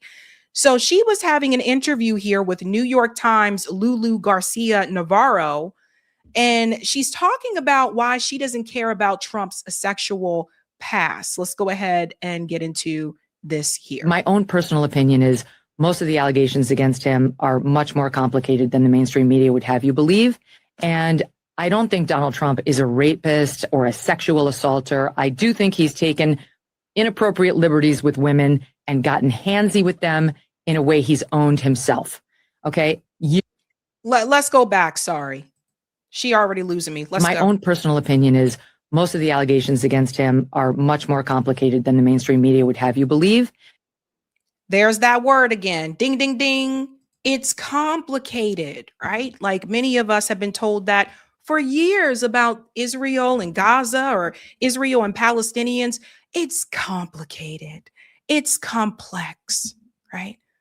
I don't think it's complicated at all. But Megyn Kelly, Fred not, Megyn Kelly, she has spoken out in some ways in regards to Israel, like at America Fest. She said it was too much. People felt like it was too much what they saw was happening in Gaza. But she's still pro-Trump and she's going to defend Donald Trump. That is something I've noticed about her. Alex Jones too. But listen to what she says. And I don't think Donald Trump is a rapist or a sexual assaulter. I do think he's taken inappropriate liberties with women and gotten handsy with them in a way he's owned himself. Okay. Years ago when he was a celebrity, and it is what it is. That's the past. But it's just about so much more than that. Now, why does it matter that this is coming from Megyn Kelly of all people? Let's all remember what happened to Megyn Kelly when she was at Fox News. So she said he's gotten handsy with some people. Files show it's more than handsy. Grabs, inappropriate, grabbing, squeezing, all this types of stuff. When he was a celebrity, that's in the past. That's important because when Megyn Kelly came forward about her experience at Fox News, a lot of those things that she talked about that happened to her were also in the past. They were done by men in the past. So this is the whole get in line with Donald Trump or get out of here mentality. Watch what she does next, though. We are talking about how many people dying at the southern border because of the invasion that we've suffered under Joe Biden. We're talking about Laken Riley, whose killer was let in under Biden. We put him on a taxpayer flight down to Georgia where he murdered her. I don't give a shit about Trump getting handsy with somebody 20 years ago. I want someone who will close the border, which he has. I want someone who will keep boys out of my daughter's sports, which he has. I want someone who will stand up to the insane DEI policies so that white kids will stop hearing in school that they're born with some original sin from which they cannot recover, which he has. So does everybody notice what Megyn Kelly just did there? She told you, number one, she doesn't give a shit if he got handsy with women. That part. But notice how she quickly changed that conversation back to the culture war. Just like that. She changed it right back to the culture war. All of a sudden, it went from that to transgender bathrooms, DEI. You see how that went? Because the problem with the Epstein situation is that it is bipartisan. So you can't just point your finger and say it's only the Democrats. You can't just point your finger and say it's only the Republicans. Epstein knew a lot of people. And there were a lot of people that went on that island. And we're starting to see that some of the people's stories aren't adding up according to what's reported in the files. So what does she do to get the base back in line? I don't care about Donald Trump getting handsy with women in the past. Let's focus on the culture war. Every time, like clockwork, I've been telling you guys this. Once you start to veer off and you say, I'm frustrated, I got issue with Trump on this, I got issue with that, and you start to veer off, all of a sudden they'll use things like the culture war to bring you right back in line. And that's what Megyn Kelly's doing. And it gets worse. Like, again, I said, I don't know what the hell has happened to Megyn Kelly. But then there was the other one, the comment here about the 15-year-old. So she's been on this cycle, this trend of just being like, kind of bluffing off the Epstein files, kind of bluffing off sexual assault when she herself was a victim of sexual harassment via her employer. Listen to what she said to Bacha here. As for Epstein, I've said this before, but just as a reminder, I do know somebody very, very close to this case who is in a position to know virtually everything. Not everything, but virtually everything. And this person has told me from the start, years and years ago, that Jeffrey Epstein, in this person's view, was not a pedophile. This is this person's view, who was there for a lot of this, but that he was into the barely legal type. Like he liked 15-year-old girls. And I realize this is disgusting. I'm definitely not trying to make an excuse for this. I'm just giving you facts. That he wasn't into like 8-year-olds, but he liked the very young teen types that could pass for even younger than they were, but would look legal to a passerby. And that is what I believed. And that was what I reliably was told for many years. And it wasn't until we heard from Pam Bondi that they had tens of thousands of videos of alleged, forgive me, they used to call it kiddie porn. Now they call it child sexual abuse material on his computer, that for the first time I thought, oh no, he was an actual pedophile. I mean, only a pedophile gets off on young children abuse videos. She's never clarified it. I don't know whether it's true. I have to. So for people who are in doubt or a little bit confused, a 15-year-old is a child. A 15-year-old is not legal. A 15-year-old does not have a fully grown, developed brain. They don't. And when she made this comment, a number of people were like, what the hell is wrong with Megyn Kelly? She was making excuses for Jeffrey Epstein. She said she's not making excuses, but she really was, especially when she sits there and she says, well, I'm not trying to make excuses, but it's not like he was in the 18-year-olds. It was more like 15. And you're going to see that's going to be debunked in just a second as well. Anything to protect the party, anything to run cover for Trump. To be honest, I don't really trust Pam Bondi's word on the Epstein matters Or anything else. anymore. Yeah, so I don't know what's true about him, but we have yet to see anybody come forward and say, I was I was under 10, I was under 14 when I first came within his purview. You can say that. So now it went from under 15 to under 14, under 10. That's a distinction without a difference. No, it's not. I think there is a difference. There's a difference between a 15-year-old and a 5-year-old. You know, it's just. So does everybody see what Megyn Kelly is doing? And by the way, people roasted her online for this comment.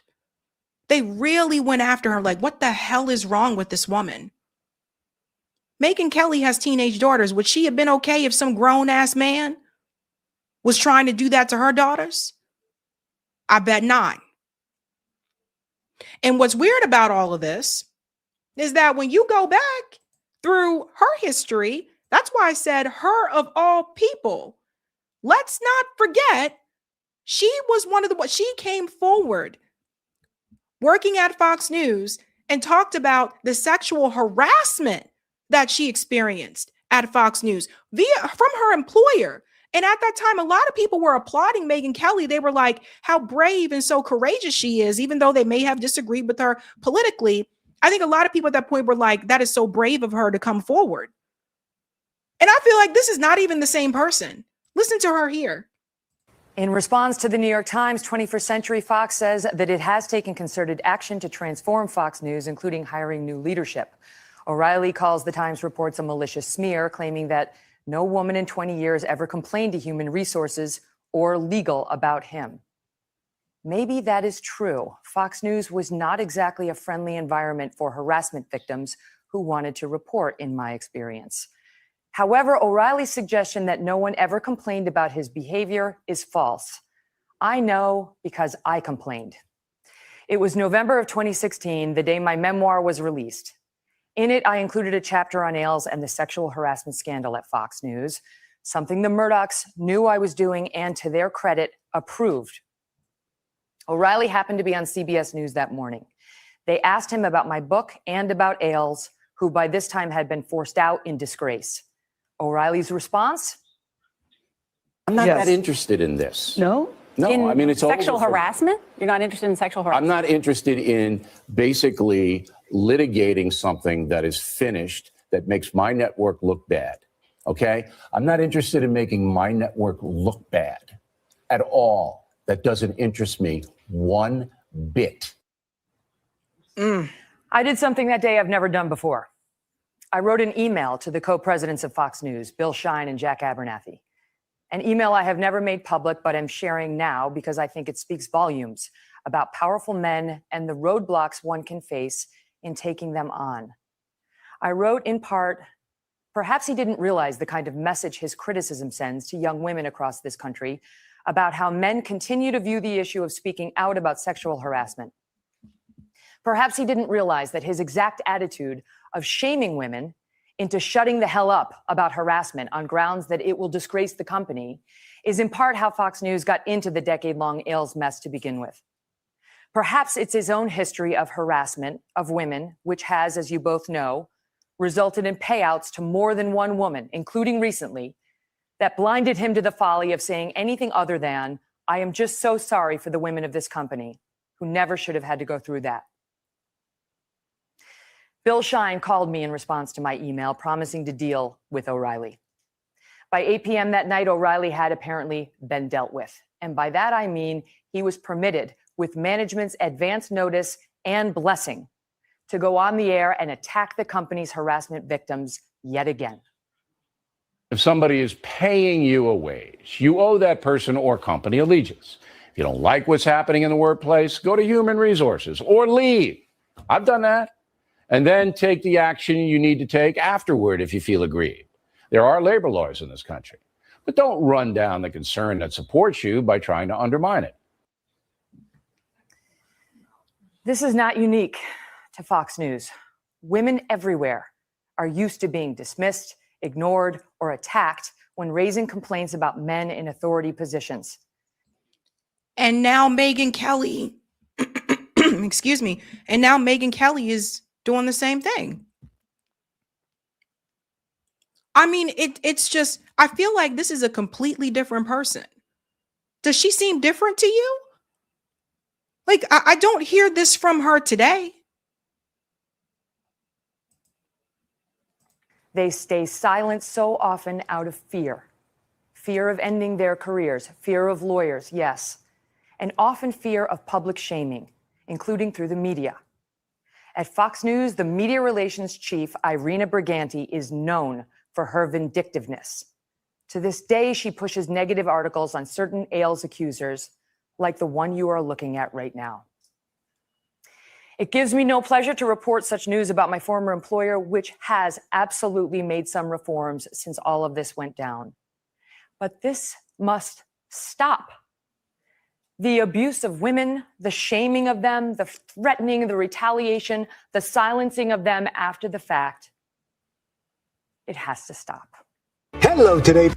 But according to Megyn, it's not like they were not at least 15. It's like a completely different person. And so just to debunk that, by the way, this is another one a lot of people don't talk about.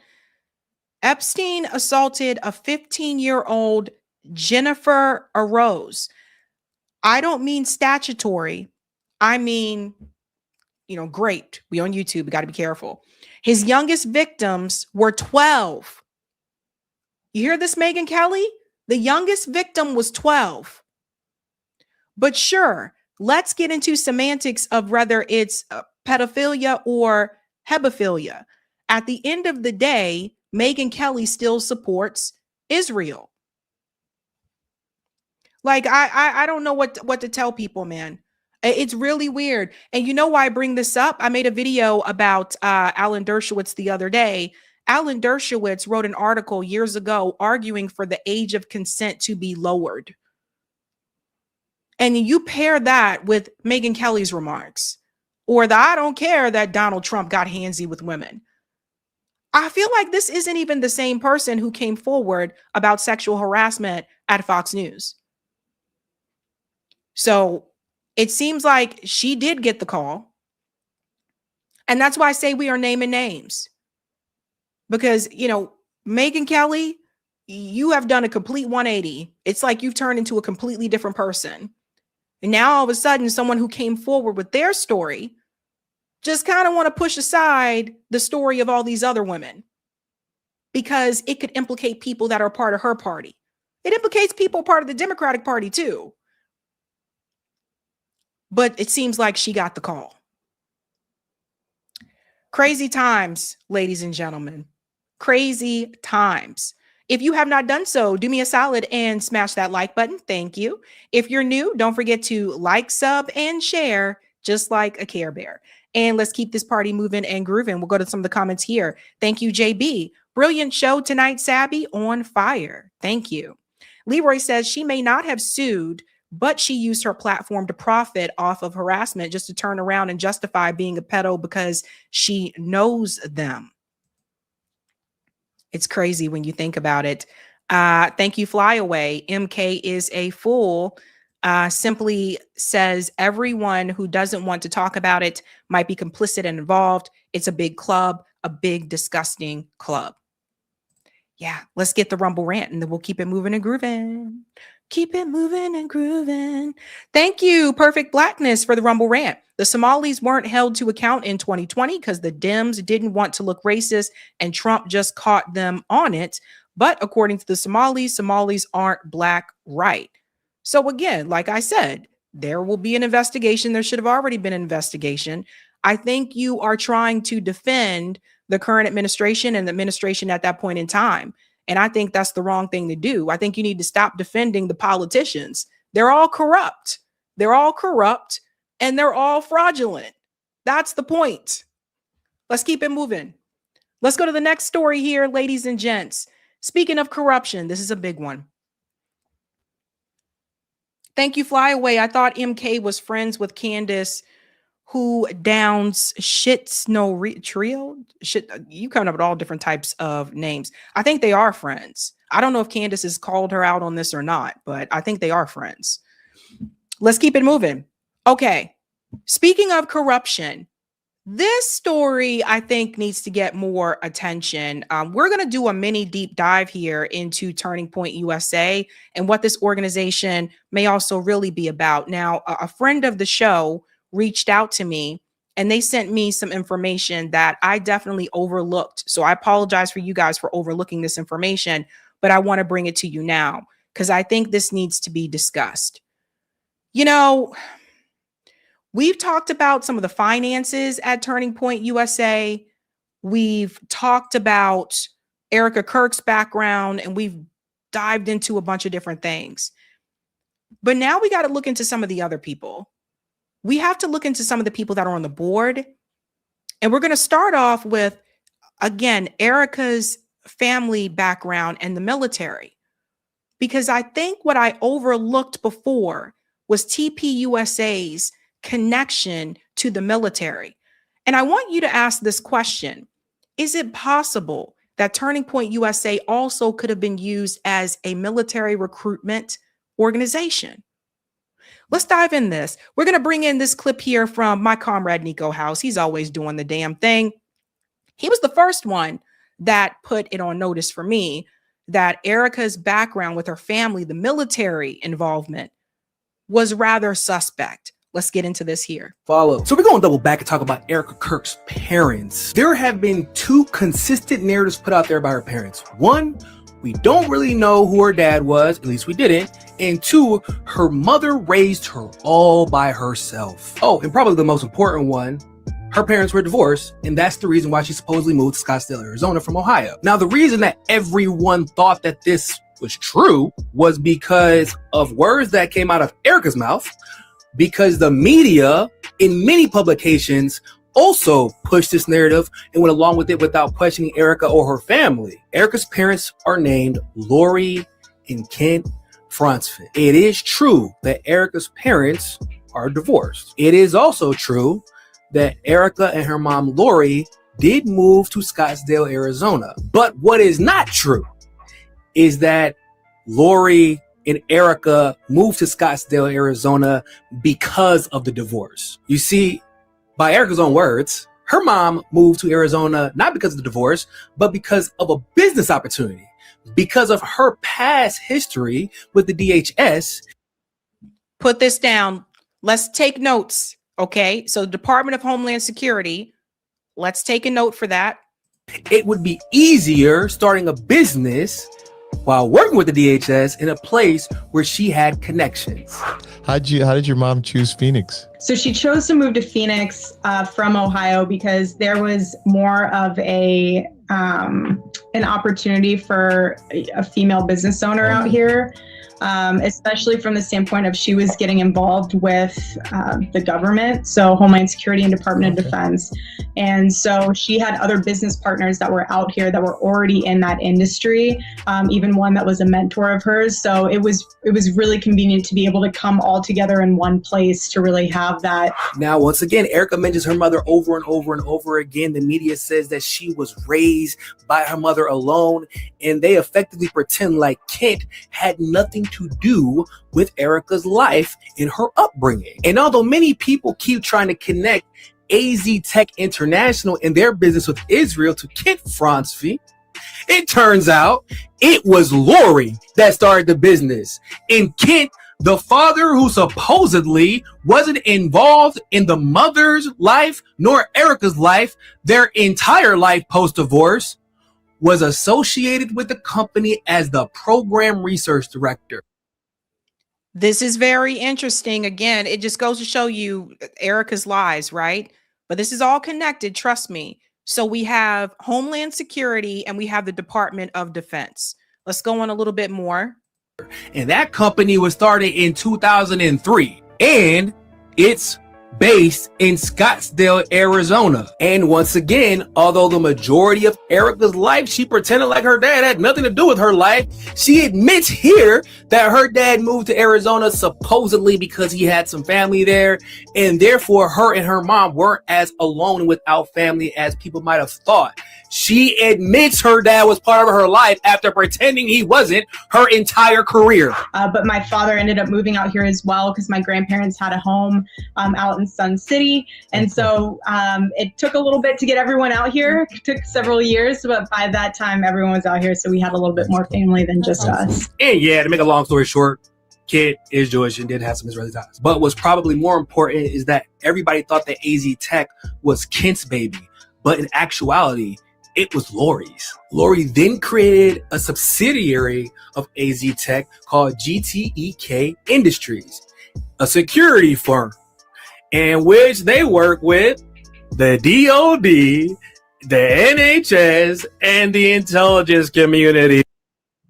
That's the part I wanted you guys to really hear. So that company works with DHS, Homeland Security, so Homeland Security, NHS, Department of Defense, NHS, and the intelligence community.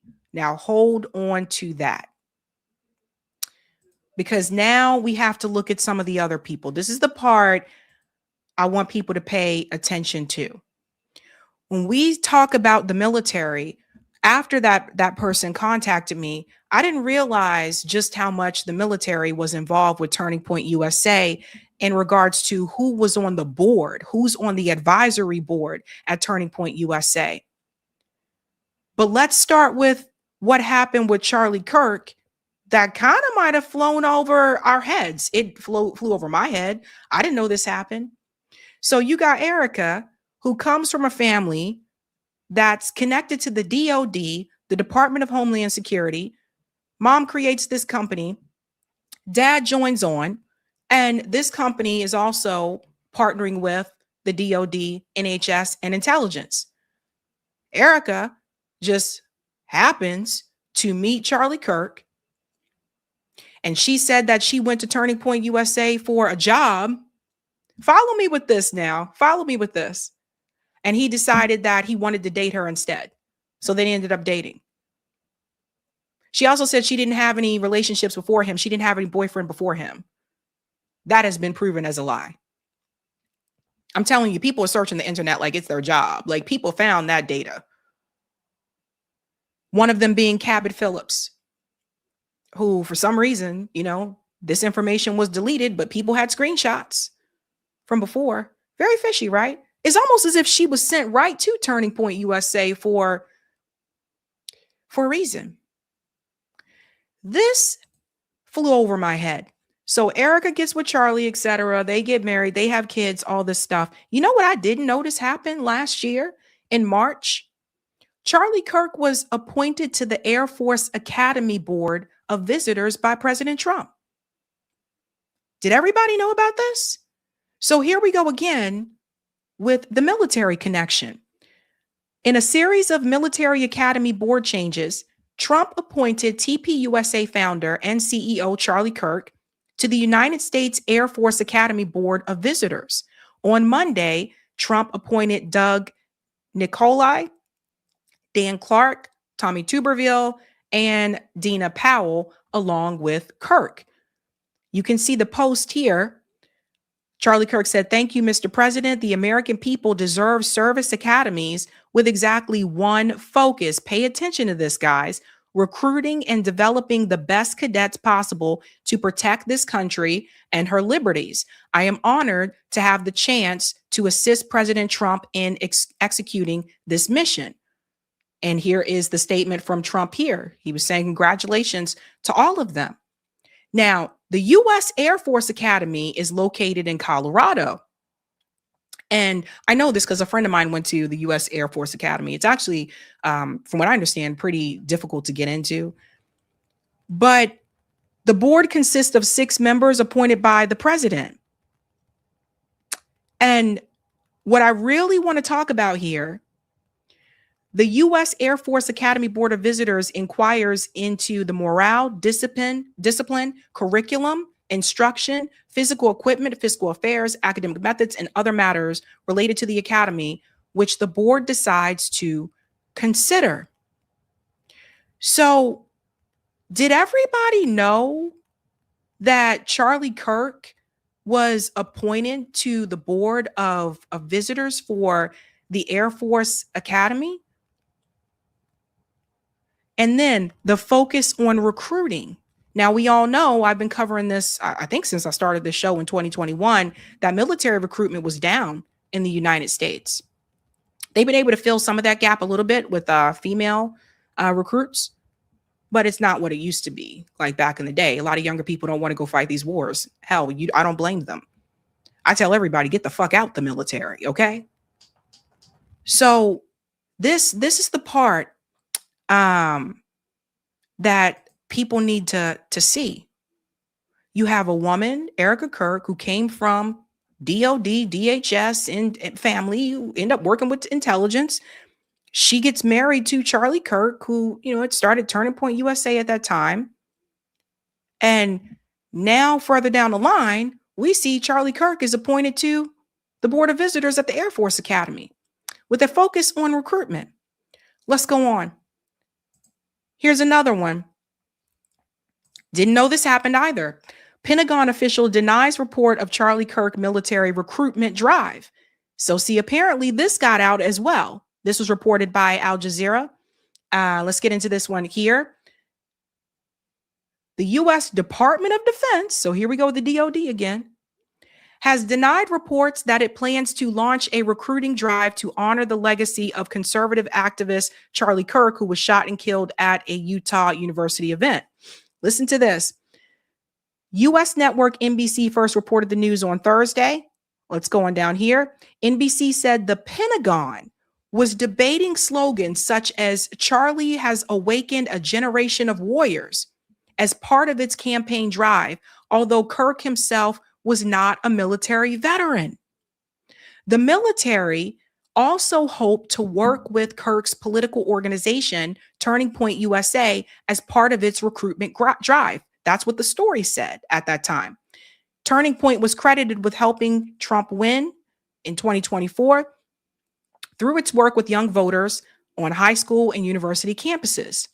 Pentagon Press Secretary Kingsley Wilson told Fox News this is not happening and called it a false claim. But ladies and gentlemen, where did this come from? Do you really think the DOD is going to say, yeah, that's the plan? No. But again, Department of Defense, recruitment. And this story came from somewhere that they were even considering using Charlie Kirk's name to recruit more soldiers, more minions to go fight their wars. And there will be more. There will be more wars. And for some young people, they see the military as the only option. They see it as an option to get out of poverty. I know my dad was one of those people. But if you were to ask him today if he would do that again, he'd probably say no.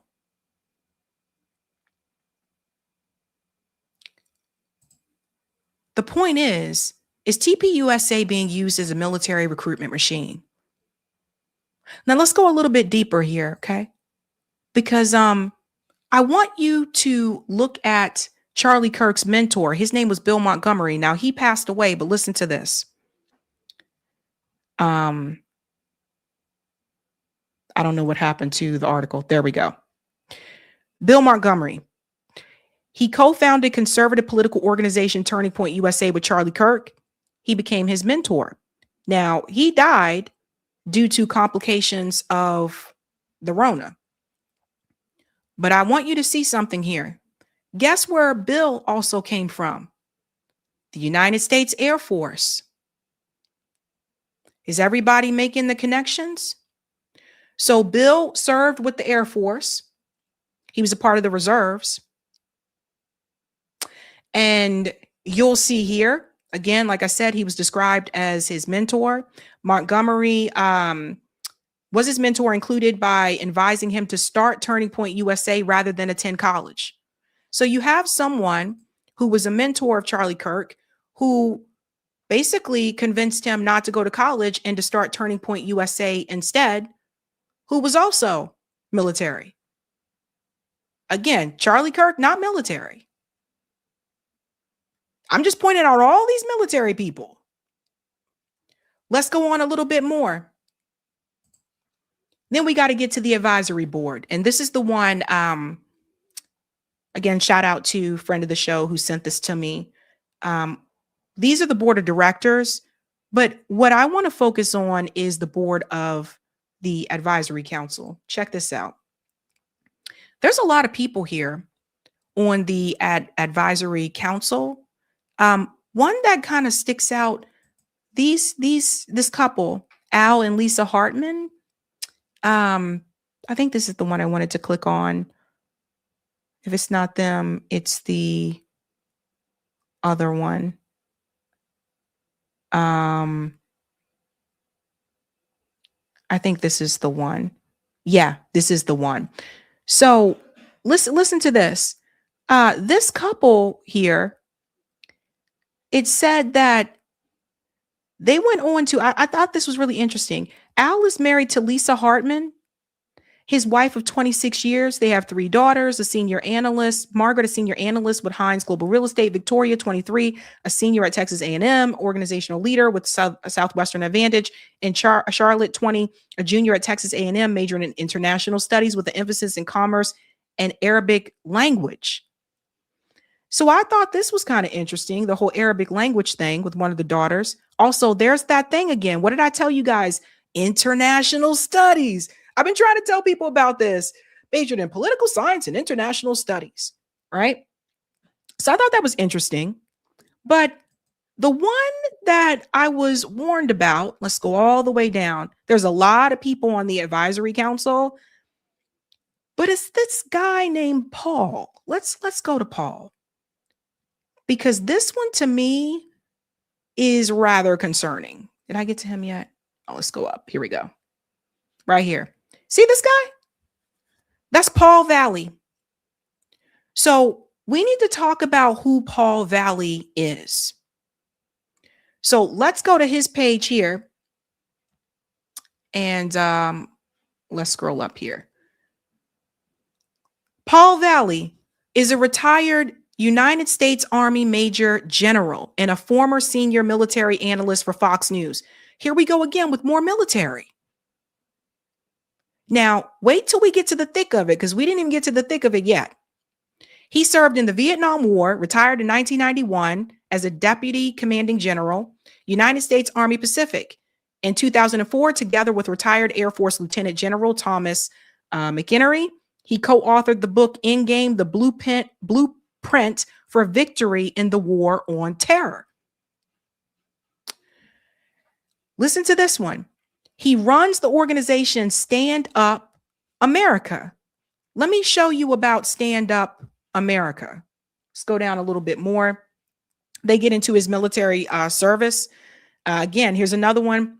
Went to one of these military academies. He went to West Point instead of the Air Force Academy.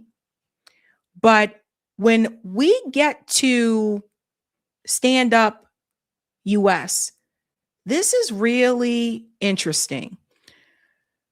In 2005, Valley founded a conservative political organization called Stand Up America US that promotes First Amendment rights, Second Amendment rights, strong national defense, pay attention, secure borders, national sovereignty, support for the armed forces, here we go again, individual liberties and personal responsibility, fiscally responsible, limited government.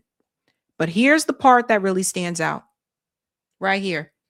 According to the co-founder and retired Air Force Lieutenant General Thomas McInerney, its stated purpose is to protect America and let people understand the danger of radical Islam and the seriousness of global jihad. Again, the purpose of the organization is to protect America and let people understand the danger of radical Islam and the seriousness of global jihad.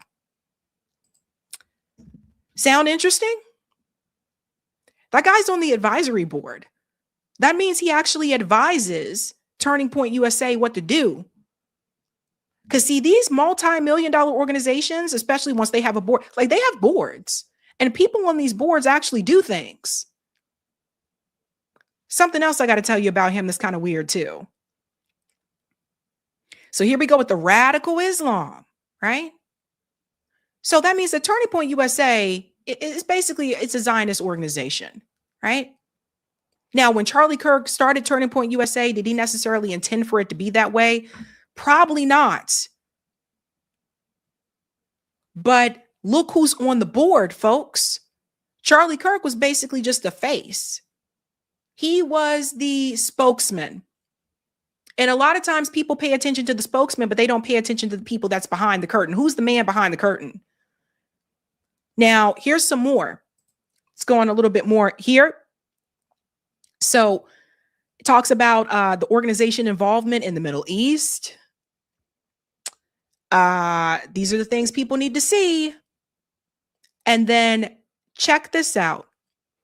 He was later the commander of the 7th Psychological Operations Group around 1980 and the 351st Civil Affairs Command from 1982 to 1986, which included all special forces, psychological warfare, and civil military units in the Western United States and Hawaii.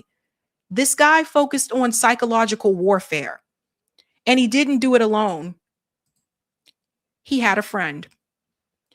Wait till you see who the friend was. And you tell me if you think this is really a Christian organization, okay? You ever heard of this guy? Michael Aquino? You know this guy? Michael Aquino?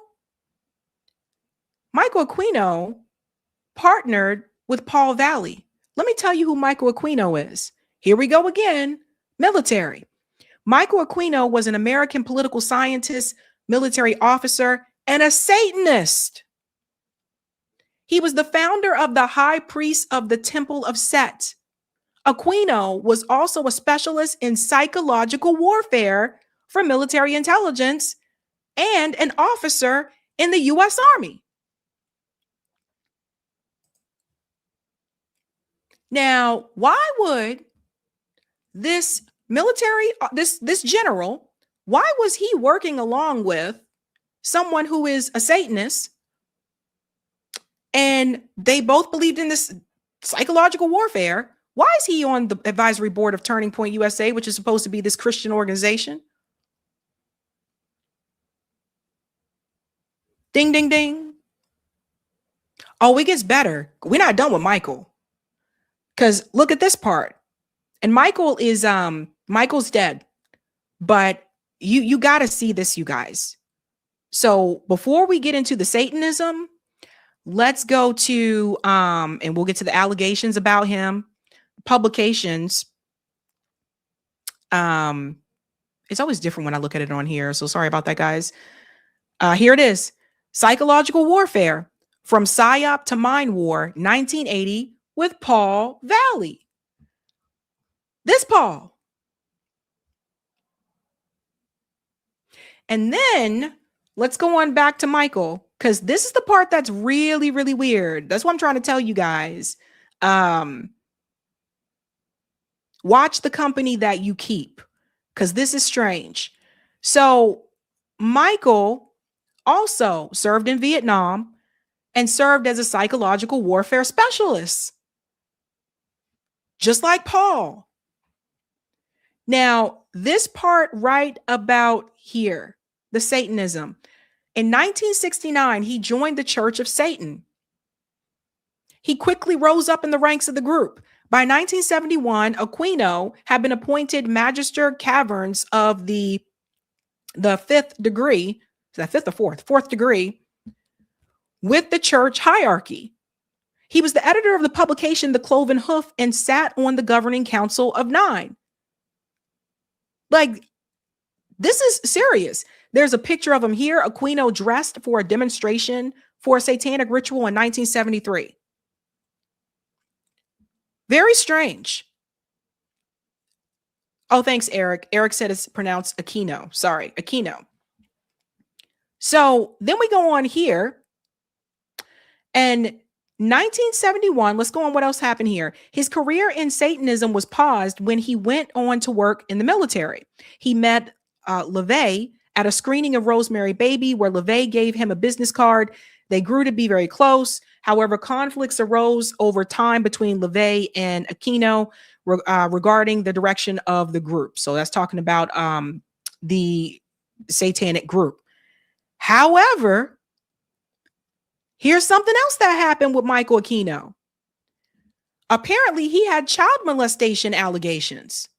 This goes so deep, you guys. As part of the satanic panic in November 1986, the San Francisco police began investigating allegations of sexual abuse in connection with the Army Child's Development Center at the Presidio of San Francisco. A girl came forward in August 1987 and identified Aquino as the culprit. At least 58 out of 100 children who had attended the daycare center showed physical and mental signs of sexual abuse, leading to a lawsuit by the parents for $60 million in damages. An investigation against Aquino was launched, but it was closed after insufficient evidence was found. Despite this, Aquino has become a fixture in some corners of conspiracy theorist communities. Hello?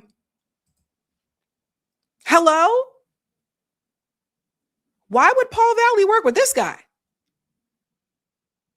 So this is very, very concerning. And it just shows you again, you got this guy, military, Satanist. You got this guy who worked with the military Satanists on that book. They both participated with psychological warfare. He's a general, and he's on the advisory board of Turning Point USA. So the question that I have for you is this, folks, going through all that we just went through, is it possible that Turning Point USA is being used as a military recruitment machine?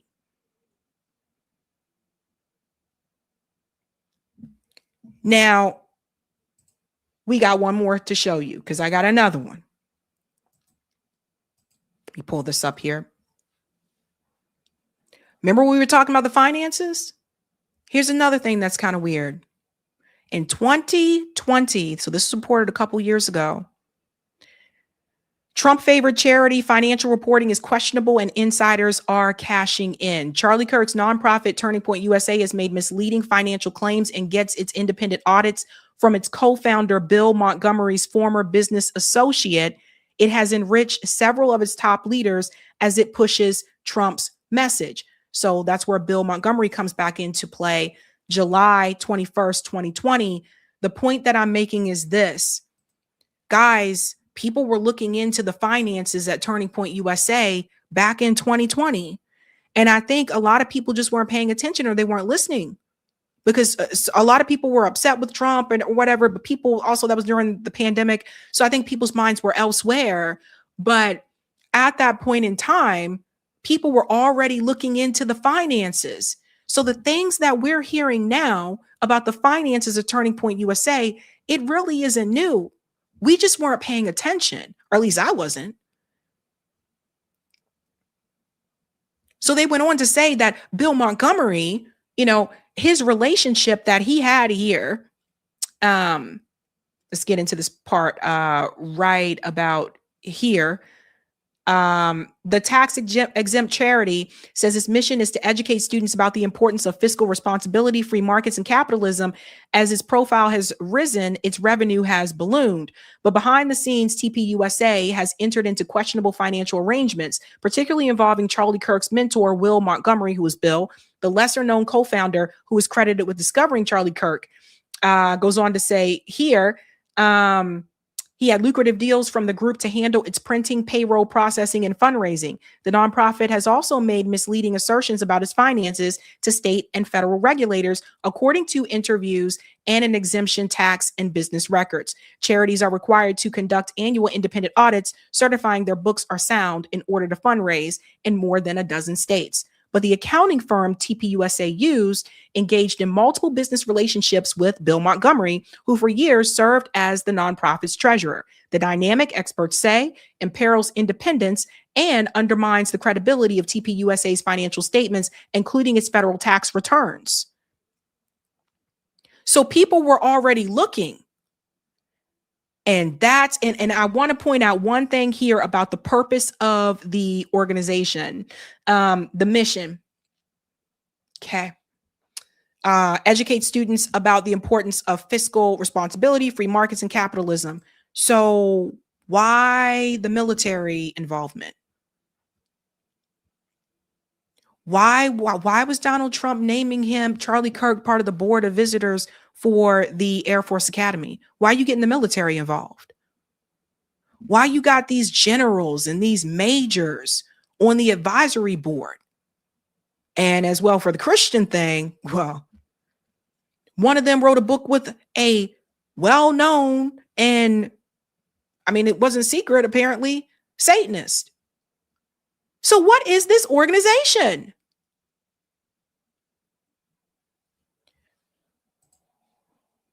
Friend of the show who sent this to me, again, I'm not going to show their name, but something that they said to me in the email I thought was important.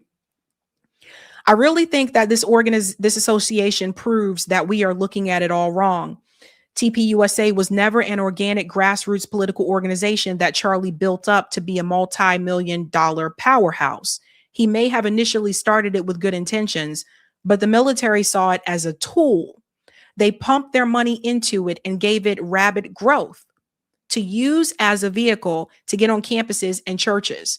Charlie realized this at some point and maybe had come a coming to Jesus moment. Erica was placed in his life as a handler. And once he went rogue, he needed to be eliminated. I intentionally have not said, in my opinion, because the link with Valley and Aquino makes this the most logical conclusion. And again, thank you to the individual who sent me that. We are naming names today because I've seen a lot of organizations happen over the years, and I've seen them say they're starting out as grassroots, and the next thing you know, an investor or a donor comes by and they start pouring big money in, and all of a sudden there's people starting to wonder how the money moving, and things just start to move in a different way. So word to the wise for anyone starting an organization, if you are going to be a grassroots organization, remain grassroots. And I know the money can be tempting because it can help you get resources and maybe even a building, a physical place where you guys can all meet and all that type of stuff. But trust me, sometimes it's better just to wait. Sometimes patience is the best way to go. Because following all these dots, now I'm starting to feel like I told you guys that TPUSA was basically one big mega church. Now I feel like it's just a tool of the military and the military industrial complex. If you haven't done so, folks, smash the likes. Smash the likes. Thank you. Thank you. We have another deep dive to get into as well. Eric, can we go to part 3 of Type VNC? I'm going to let Eric come to the super chats because I can already look at the time and see I'm already over time, so I can keep things going as well. Thank you. Fresh Face says, apparently they've been inviting witch covens onto bases for certain activities. This is wild, man. Thank you, Justice. That's why Charlie got kirked, because he did not support the military direction. People behind his back were trying to make TPUSA go. Thank you, Mountain Star. Charlie said, stay free and keep asking questions. Thank you for this one. Keep naming them names. Transparency appreciated. Thanks, JB. You did that, Sabby. TPUSA has 24 hours to respond. Oh, man. You guys are funny. Thank you, Patricia, for the super sticker and a cute dog. Thank you, Roger. How many times right-wing conspiracy theorists like AJ told us about Satan worship in the federal government? You got a point. Thank you, Mountain. Naming names. Charlie appreciates your efforts. Eric says, I love these deep dives sponsored by Sabby Sabs University. Thank you. Okay. Fingerman. Hey, Sabby, sub to the online Boston Globe, getting to know your scene. Oh, cool. Awesome. Thanks. And let's get on with the next story. Okay, quick announcement. I got some good news over the holidays that I was not expecting. So I have won an award, and I just want to share that with you guys.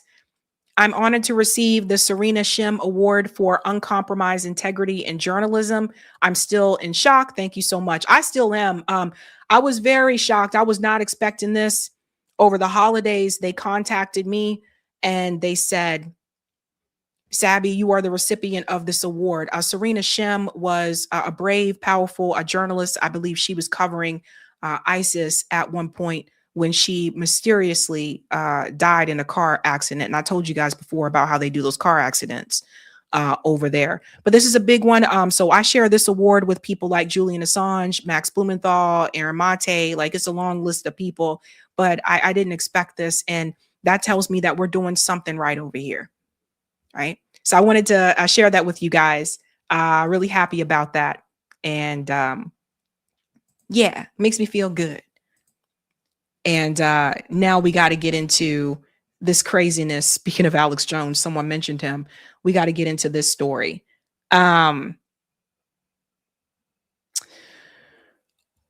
to Alex Jones and General Flynn, Donald Trump apparently and the Trump administration, they are threatening apparently some of their own supporters that may not be on board with them. You guys have got to hear this. Let's go ahead and jump right into it. The Patriot Voice says, this is absolutely shocking and horrifying. According to Alex Jones, a source said that Dan Bongino said that many high-ranking officials in the Trump administration are looking to neutralize any opposition. Let's go ahead and get into the video. This is wild, fam.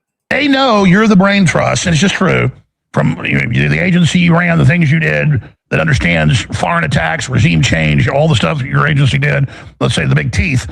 They understand you've got the networks. They understand you have the intel. They understand you have the plan. That's so easy if we just have the will to implement it, and legally, lawfully, with the powers of the president. We're in a crisis to decapitate them legally and lawfully and lovingly, non-violently, but politically, it is the only move. And so they know you're doing that. So now you have confirmed, and I have confirmed separately. I didn't tell you. I should have called you back last night. I got a call from a big journalist as I was driving home at 6 o'clock last night, and I'm Can't say the person's name. And in fact, they didn't want me to even go there because they'll figure out who it is. But I don't know what I'm supposed to do at this point. Bongino calls up and wants us all to know he's coming after us. I mean, for what? I mean, so my point is that what you told me is they're literally up there wargaming, coming after you and me because we're and Steve Bannon basically, because we're the ones on air that actually know what we're doing. And so it was just like I had like electricity shoot up my spine when I learned this, and it didn't scare me; it pissed me off. So they see us as the enemy up there, and that shows how institutional it is that he wanted us to know that, but then I'm not supposed to talk about it. And again, I'm not even saying he's the enemy.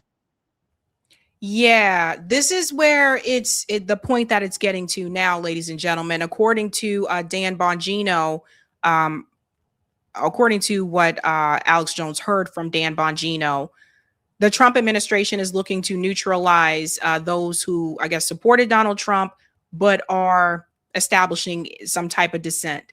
Right. So criticism. I disagree with Trump about this, and that. Now, hold on to that. That's kind of important, right? Like that's censorship. Right. But also, what do they mean by neutralize? You know, I mean, does that mean he's going to deplatform people that disagree with him? Alex Jones supports Donald Trump for the most part. He may disagree with him on some things, but for the most part, he supports him. But apparently, you know, Dan Bongino, he left his position in the FBI. And apparently now there's this call behind the scenes to Alex Jones to give him and maybe others a heads up that the administration is going to try to take them down. These are the times we're living in, folks. I mean, if that is seeped into his brain, what the hell's going on here? Yeah. So, and you know what they also understand is that I'm not bought and paid for. I'm not, you know, and in fact, the interesting thing, and this is, and I'll just give you a little bit of tease here, right? I mean, they're again, this is not Mueller, you know, and the Mueller investigation. Again, this is this administration and people inside of this administration, not Trump. Trump doesn't know this. You know, maybe he'll learn about it. They're so arrogant. They're wargaming to come after his key supporters in the damn White House. They're targeting. These are people that are targeting my family again, my wife, my son, my ability to make an income. Right? I mean, this is out of control, and I'm going to tell you. That's why I'm being very public about it. And I don't want to be public about it. I was really trying to figure out how do I go about this. Yeah, you were asking my advice, and I was flattered. Yeah. I said, "Sir, I'll defer to you." I mean, yeah, because you got a big platform, and I've spoken to others who have big platforms, and because I don't have a platform. The platform I have is my background and my network, and basically the things that I do. And for some reason, it scares the shit out of them. And you know what? Too bad, because I'm not going to be afraid of them. But I'm going to tell you, I mean, they're digging up. They're trying to dig up dirt on my wife. I mean, this is how crazy this is getting now, you guys. So General Mike Flynn says that they're trying to dig up information or dirt on his wife. Anyone, I guess these people who supported Donald Trump in 2024, who are now being critical about maybe some of the foreign policy decisions or other things. Now people in the Trump administration apparently are trying to take those people down. This is mafia behavior. And look, Mike Flynn and Alex Jones, they're naming names. Now, it's funny because just a couple of days ago, I made a video about Alex Jones, how it seemed like he got a call to go after Candace Owens because of the things that she's reporting about Charlie Kirk and Fort Huachuca and all that type of stuff. And he seems to be like he got a call to be on a mission to kind of take her down now. Now it seems like someone trying to take him down. Karma is a bitch. Pardon my language. But you think about it. It is really kind of messed up when you look at it that way. He seemed like he was on a mission to try to take her down. He was calling her all kind of names, calling her out of her name, calling her the B word and all this type of stuff. And now some of the same people in his party, part of the Trump administration, are trying to take him down. Funny how that works. And this is not like making shit up here. This is for real. Stay there, sir. We got to go to break. You'll have the floor. This is a big deal. And folks, this isn't about personal for Flynn or me. They're letting us know, and I'm not going to get into some of the stuff because I can't look up sources. They've been doing this for 3 months now, threatening me. Hey, you want to be friends or bad stuff's about to happen? And I don't know who running this show in the background, but why do you guys play the music, I don't know, it's kind of weird to me. Like, why do you play the music when someone's still talking? Let me see if I can get back to. Sorry. Because I can't look up sources. They've been doing this for 3 months now. I was telling General Flynn about Bongino saying, I'm coming after you through a media person. And I called other people. They said, call this person. I said, yeah, he's doing that.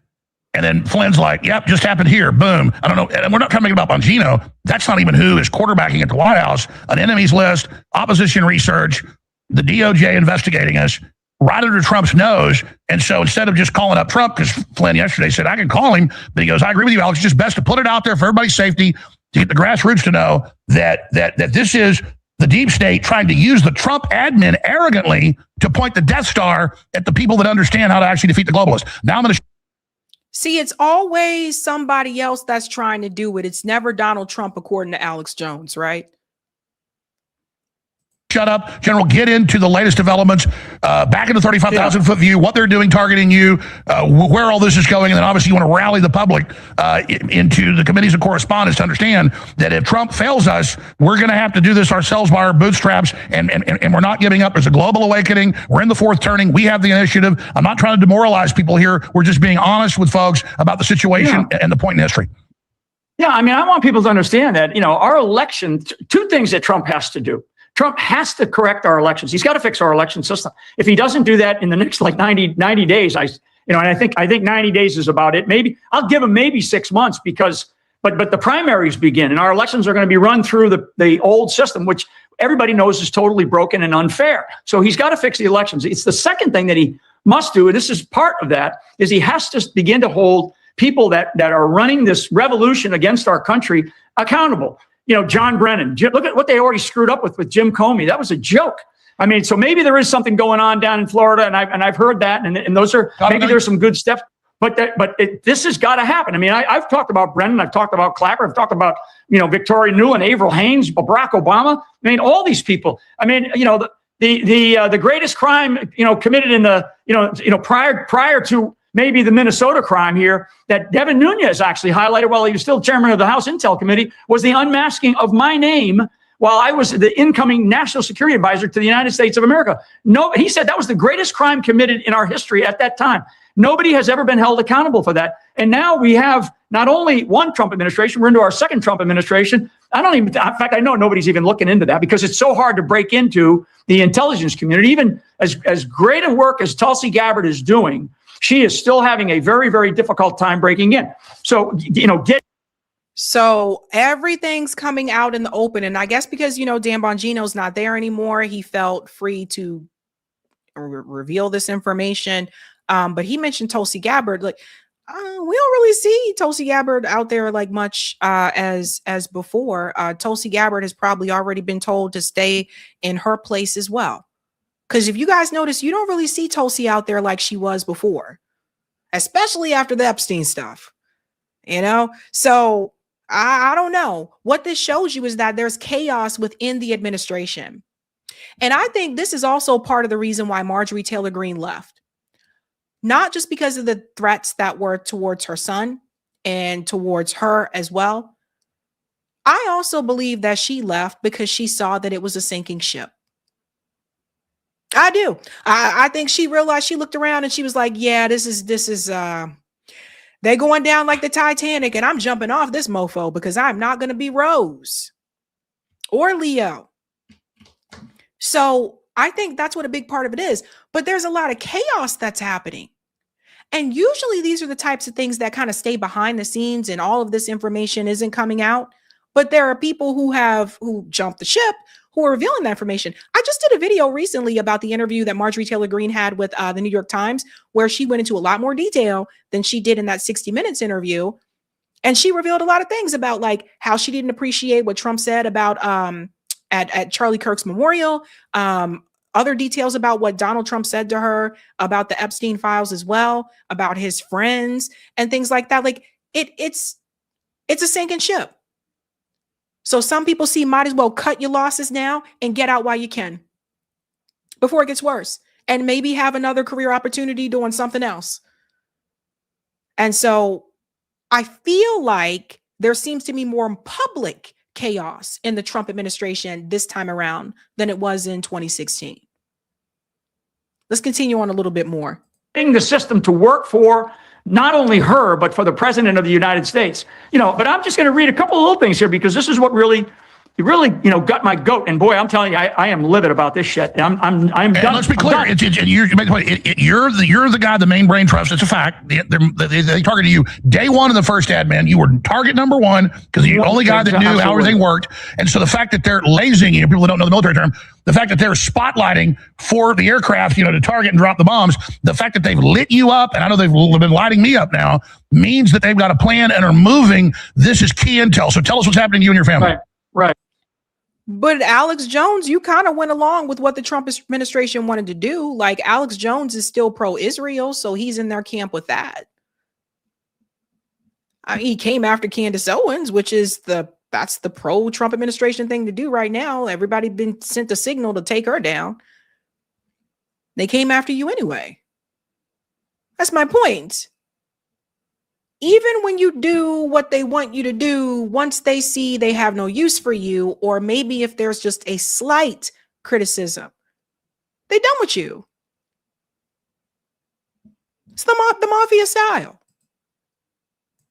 I mean, what got me too is the last couple of weeks, there's been like nasty news articles about me. And I'm like, wondering what the hell, why are they coming after me with all the other shit, all the other things going on, in the country and the world. They got these, like a Washington Post, New York Times articles, right? So, and I'm going to read something. And in the case of Flynn, it would soon come out that he had taken, quote, dirty money, unquote. And I'm thinking to myself, really? Seriously? I mean, okay, where is it? What is it? Because the one thing, as I just said earlier, that they also understand is I'm not somebody that has bought and paid for. I don't work for a country. I don't work for some, I do work. I do bust my ass to earn, the kind of living that I have. For America, everybody knows. Exactly, if you were to NASCAR, there's one decal on it, and it's the American flag.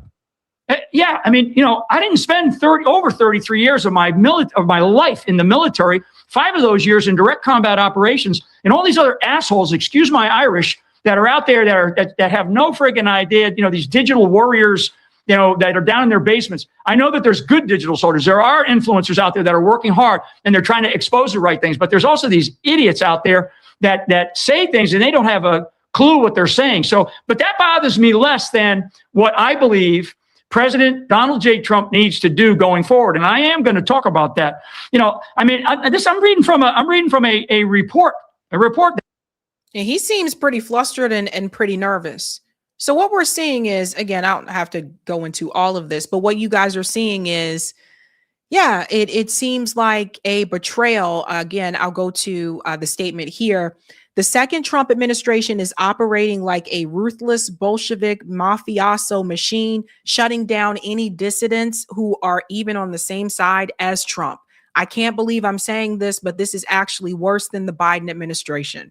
Again, this is crazy, right? Listen to it. Regardless about whatever you think about who or what, this is a horrific precedent being set where our government can literally come after anyone because we are using our First Amendment rights. And that's the big part I think we need to take away from this, right? I just created a video a couple days ago about how Instagram, they kicked Brianna Joy Gray off Instagram. They closed her account. I mean, it's happening all over. And you see the Trump administration now is even willing to go after their own. See, first it was just they're just coming after us. They're just coming after the left. Now you see they're starting to come after their own. And so I hope what this teaches people is that hopefully along the way, I do think this could happen someday, that we can build a coalition in this country that is anti-war, anti-imperialist, anti-corruption. And I think these are pretty popular points. And I think a lot of people would support that. Problem comes when you believe that one of those two parties is one of those things, because they're not. Something to think about. All right, we'll get to the super chats at the end, guys. I'm looking at the time. I want to try to wrap up as well, but I do got to get into this Charlie Kirk Epstein deep dive. So let's go ahead and get into this. Here we go. Okie dokie. Okay. Can people see the YouTube plaque? Yeah, it's right there. It's right there. Yeah. Okay. It's silver. I can't help the color. Anyway, here we go. After Charlie Kirk was assassinated, a lot of us were looking towards Israel and other reasons. And it took me some time to put the pieces together. But there's one other avenue I think we need to look at as well. And that's the Epstein issue. And how this would involve Donald Trump and how this would be, hurtful to the US government and, of course, the Republican Party. We're starting off with Leslie Wexner. Leslie Wexner was, the owner of Limited Group, which includes Victoria's Secret stores and the clothing store, The Limited. I think that may also include Bath and Body Works, but don't quote me on that one. Leslie Wexner is still walking around somewhere. Leslie Wexner is the one who started Epstein off with his fortune. He basically bankrolled Jeffrey Epstein. And while we keep hearing about these files and pictures and images of the files, and we keep hearing about Epstein and Trump and Bill Gates and all these bills, Bill Clinton, Bill Gates, Bill. Nobody's talking about Leslie Wexner. Because without the funding from Leslie Wexner, Epstein doesn't even get as far down this road. And somehow this guy is still just walking around in Ohio, hasn't been arrested, but something's happening. Maria Farmer made a video here, and she's calling out the issue with Leslie Wexner. Maria Farmer is one of the first ones that came forward back in 1996 and reported Jeffrey Epstein back then. Listen to this. Hi, my name is Maria Farmer, and I am a whistleblower. In 1996, I reported Jeffrey Epstein, Ghislaine Maxwell, Donald Trump, Bill Clinton, Alan Dershowitz, and did I mention Leslie Wexner? Yeah, so the Wexners kidnapped me, and they held me on their property, which was 330 acres, okay? And then in the Washington Post, they claimed that I was on Epstein's property, but there was no access to get to this guest house that Leslie Wexner designed based on the Rotunda, which is the Capitol building in Ohio. And this was very much Wexner's property. It was just a few feet away, a couple hundred yards away from the main house. And I was watched for whatever reason by 3 guards the whole summer. I believe I know those reasons, but I won't get into them here right now. But I believe it was a grander scheme to traumatize me and take my little sister, which was just unacceptable. I mean, first of all, my sister wasn't offered up to these people. It's disgusting. She was in high school and I was in graduate school when this occurred. And so it's really important that people understand this could happen to anyone's children. So please do your part and help us spread the word. We're getting ready to make a big deal with the feds, and we're going to need all the support we can get. So if you can share this video, let people know about George Tonks. If you can look him up, let people know about Leslie Wexner, and try to hold these people accountable, especially the federal government, because they're supposed to be here to protect us and not protect just the elites, right? So let's stand up for what's right. So that's important for people to hear, because I don't hear enough about Leslie Wexner. And I'm going to tell you why this is important when we get to the Charlie Kirk situation and Donald Trump.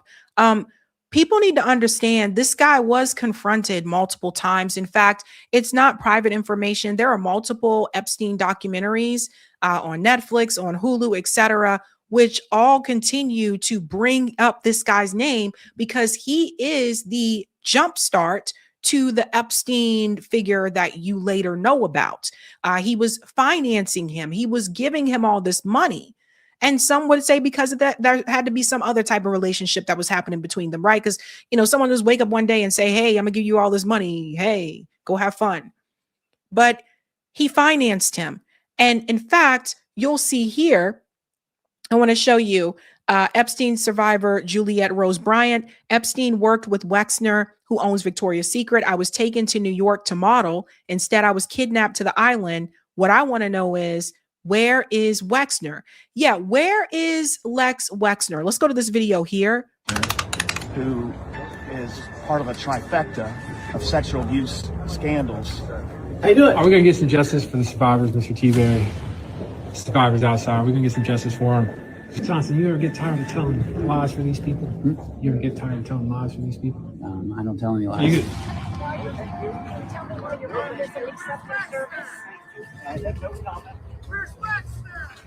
Where's Wexner? What's he doing today? You have to ask his people. Well, his people's right there. Board Chairman John Zeiger is his personal lawyer. Where's Wexner, Zeiger? We got to get you straightened up, brother. I don't, you don't think it's a conflict of interest? I speak for the university, only the university. How's this? I'll talk to you later. This was fun. Mr. Carpenter, we're gonna get some justice for the survivors today. Mr. Marshall, Mr. Marshall. I know you're. This gentleman is here accosting people coming into the courtroom. This gentleman. So do you see? He was approaching politicians at the Ohio State House here, asking like, why is there no accountability for Leslie Wexner? And even till this day, like I said, you keep seeing all these names and all these photos appear on social media coming out of these Epstein files, but they're not talking about the guy who gave him the money. And I think there's a reason for that. We'll go on a little bit more here. Right here. Should Wexner's name share the same line with a guy like Woody Hayes? Well, he also handpicked Mike Jeffries, the former Abercrombie CEO. He's been indicted for sexual trafficking, interstate prostitution. This is a whole network. This is the part I wanted to get to. Remember when I covered the story about the Abercrombie CEO who also was arrested for sex trafficking? Now, Abercrombie had Abercrombie models. The models came forward and said that they were being pimped out too. Jeffrey Epstein was also involved in the modeling industry along with Leslie Wexner. You know who else was involved in this industry? Donald Trump. All these people knew each other. Now, Leslie Wexner later on went on to criticize the Trump administration and said that he can't rock with the new Republican Party, but they were friends. In fact, let me remind you, Wall Street Journal alleges Lex Wexner signed the 2003 lewd birthday card book given to Jeffrey Epstein. Remember we talked about this? All these people ran in the same circle. This is the guy who gave all that money to Jeffrey Epstein to get all this up and going and starting the modeling. And so the people in the modeling industry, they all run together. That's why models know other models. And these men, these billionaire rich men, know other rich billionaire men. And then if you pay attention, we'll show you here. Hold on. Because like I said, this guy's still walking around. I don't see nobody trying to arrest him. I don't see him being called into these other interviews. This was the thing about the book here. Look, the Wall Street Journal story alleging Donald Trump signed a lewd birthday card addressed to deceased sex trafficker Jeffrey Epstein contains the same allegations about L Brands founder and New Albany billionaire Leslie Wexner. So Leslie Wexner, Donald Trump, and Jeffrey Epstein all a part of the same circle. Because in the beginning, when he was giving Epstein that money, Epstein was trying to get involved in modeling. There were a couple of models that came forward and they said that Epstein sexually assaulted them. So it appears to me, looking back on it, because you know people can start modeling really young. And the older you get, the less likely they want you. So especially back in that day, there were girls like 14, 15 getting into modeling. It seemed like to me, like based on the reporting from Whitney Webb and what I've read and what I've watched, that Jeffrey Epstein was trying to use or planning to use these models as a part of trafficking. At one point, he had to been thrown out. There was another time at a Victoria's Secret modeling show, Epstein was thrown out because of this behavior. All along, Leslie Wexner was still giving him money. There were models that came forward to Leslie Wexner and said that Jeffrey Epstein tried to do things to them, and Jeffrey Epstein was still getting money from Leslie Wexner.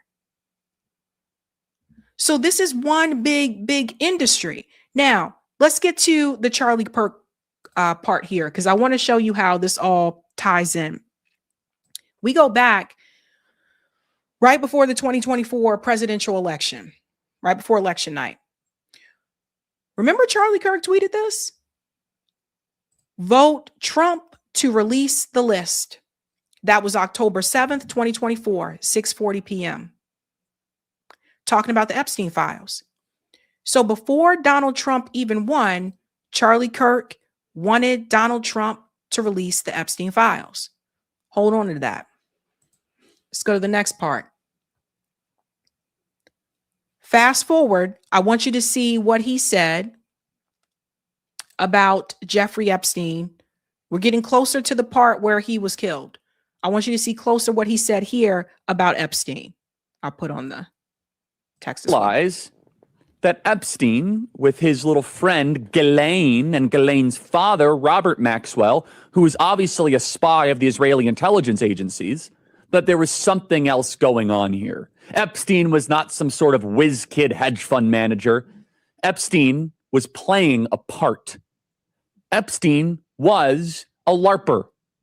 Epstein was cast for a specific role, and he played it really well. Hold on to the part where Epstein was cast for a specific role. And let's go back to what I said before about these handlers, these people that were brought into TPUSA organization that had a specific role. I told you about the general. I told you about all the military people brought into Turning Point USA.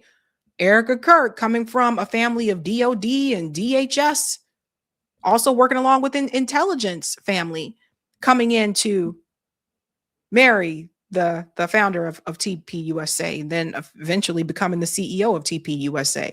Interesting how that happened. So he was very vocal about Jeffrey Epstein. But things change, and I'm going to show you when it changed. And I want you to put Leslie Wexner and Donald Trump. I want you to put all this together. Let's go on a little bit more here. The sweatpants and the Harvard jacket, the kind of disheveled hair, looking as if he was so smart and above the clouds that he was doing advanced mathematic equations on the back of napkins. But if you actually go into some of the videos of people that met with Epstein at the time, they said he was awfully unimpressive when it came to finance and markets and economics. And it's nothing new that if you're in the intel agencies, you want to try and get as much blackmail on powerful people as possible. Easy, not hard. And this is no longer just speculation. First of all, the evidence that shows that Epstein was a creation of either Mossad, Israeli intelligence, American intelligence, Saudi intelligence, or maybe he was just a hired gun. Maybe he was just the guy that countries would go to and park a couple $100 million and say, hey, can you get one of the members of the royal family with a 13-year-old so we can get them to do what we want to do? Members of Congress are actively being blackmailed. The Epstein playbook is being used on a daily basis. Jeffrey Epstein was not a financier. He was not a hedge fund manager. Jeffrey Epstein was a key player in a multi-decade blackmail operation against the most powerful people on the planet. And I think that's when they realized they felt that he said a little too much. Go back to what Marjorie Taylor Greene said in her most recent interview, what Donald Trump said to her, that my friends would get hurt. Those are his friends. Not the women could get hurt, not the victims. His friends could get hurt. this is one thing I will say. I think Charlie Kirk really did want to look into. He wanted that information to be out there. And apparently somebody didn't want that to happen. And you'll see the difference here. Let's go forward here. We fast forward. We're getting closer to the assassination. Here at the TPUSA event with Megyn Kelly, also about Epstein. Listen to this. Do you think there's any intel community involvement in this? I wouldn't be surprised one bit. I am convinced, based on my own sources and my own reporting on this story, he wasn't one of ours. So he was an American, which leads basically three options: MI6, Saudi, or Mossad. Yep. Which one would you choose? I guess Mossad, given his connection to Ghislaine Maxwell. So what does that mean? Well, I mean, it's possible that that's the reason everything's getting buried, that there is some treasure trove and it's getting buried because... How many people here believe that? Raise your hand. Okay, I'd say about half the hands think that it's being buried because of an Israeli thing. It could be. I really don't know. And I have no evidence to suggest that. No, me neither. I did think it was very odd how, look, half of you raised your hands because you've heard that theory. You've heard it debated. You have questions. But the one time Pam Bondi was asked a question about this at the cabinet meeting on Monday, she was like, and as for whether he was an agent, that I don't know. I haven't looked into that. I'll get back to you. You haven't looked into it? What do you mean? So that was kind of a fishy answer. And Megan, remember Alexander Acosta in 2007, he said he was told to treat Epstein carefully because he was an intel asset. See, too much information was said at this point. Now, I think this is not Charlie Kirk playing a role at this point. I think this was actually how Charlie Kirk and Megyn Kelly really felt about this issue. That changes as we get closer and closer to the day that Charlie Kirk was assassinated. You guys are going to see that shift, and you guys see what Megyn Kelly's saying now. So a call went out. Let's finish here first, and I'll show you. That was one of Trump's cabinet secretaries who was literally a U.S. attorney 3 hours from here in Florida. He said that himself. Well, one of Donald Trump's cabinet secretaries. Oh, sorry. He wasn't one of ours. So he was an American. That's the reason everything's getting buried, that there is some treasure trove and it's getting buried because look, half of you raised your hands because you've heard that theory. You've heard it debated. You have questions. But the one time Pam Bondi was asked a question about this at the cabinet meeting on Monday, she was like, and as for whether he kind of a fishy answer. And Megan, remember Sorry, I'm trying to jump forward back to where it was. Alexander Acosta in 2007, he said he was told to treat Epstein carefully because he was an intel asset. That was one of Trump's cabinet secretaries who was literally a U.S. attorney 3 hours from here in Florida. He said that himself. Well, and let me tell you the consequences of that. His subpoena, his search warrant on Jeffrey Epstein's residence was very narrow. It was not the kind of like, let's get everything. Let's see everything inside this guy's, dressers and so on. It was very, very narrowly tailored. And to this day, that's what the FBI is stuck with. So it really is possible that Dan and Cash got in there and, in like a Geraldo and Al Capone's vault situation, opened it up and we're like, oh my gosh, there's nothing in here. Like, we did not find the magic documents or photos or evidence of anything. And why not? I don't know we'll ever know why not. I'm not sure we'll ever know, but. So, and I think you said it so perfectly, AJ, Charlie started asking the wrong questions. So that wasn't too long before he was killed. And then you'll see here, this was also brought up at a rally. In his final days leading up to his assassination, Charlie Kirk was quite critical of Israel and quite vocal about the need for transparency around the Epstein files. Listen to what he said here around the Epstein files. The recent release of the Epstein files, do you believe that they could have been altered before they came out? And do you believe that the high profile people that are in the files will actually be held accountable? Because I don't believe that they I'm going to will. do a quick answer because I answered it earlier. Mhm. Administration's got to make it right. We deserve to have every single file released unredacted as President Trump signed the executive order. I'm cynical, though, that we're going to get everybody on the client list. I'm afraid it's all been destroyed.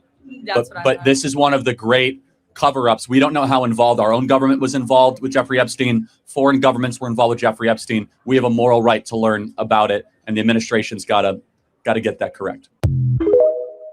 Notice what he said there, right? So that went out to young people. That went out to all those students that were at that rally. Again, getting closer and closer to the day that he was assassinated. And then apparently a call went out. And by call, I mean like a call most likely coming from Donald Trump, because then he changed his position. Listen to this. And you'll see other people backing away from it too. Notice how Megyn Kelly kind of backing away from it a little bit.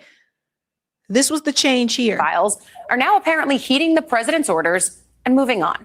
Turning Point USA founder Charlie Kirk, who voiced his concern over the Epstein files a mere 48 hours ago at the Student Action Summit in Florida, now says he's, quote, done with the matter. Honestly, I'm done talking about Epstein for the time being. I'm going to trust my friends in the administration. I'm going to trust my friends in the government to do what needs to be done, solve it, balls in their hands. I've said plenty this last weekend. And that was the shift.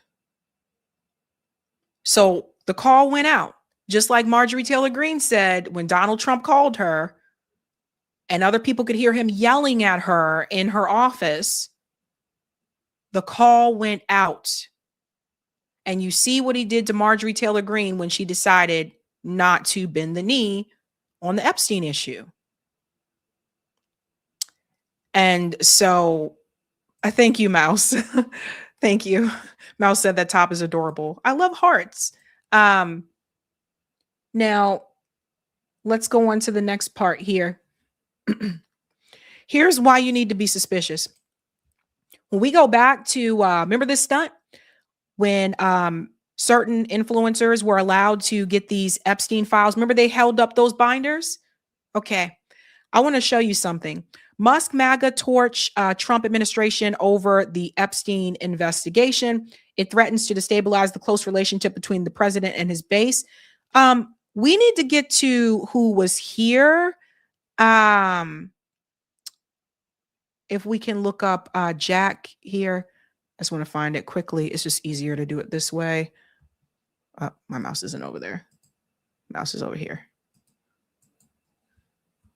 If we can look up Jack. Thank you. And go to next. Right here. This is important. Bondi, along with FBI Director Kash Patel, Deputy Director Dan Bongino, has faced backlash from online influencers they previously courted. In February, conservative influencers, including Rogan Handley, who calls himself DC Drano on X, and Jack Posobiec, were invited to the White House and given binders said to contain more information on Epstein's case. Jack Posobiec is the name you want to pay attention to. Jack Posobiec is a TPUSA activist.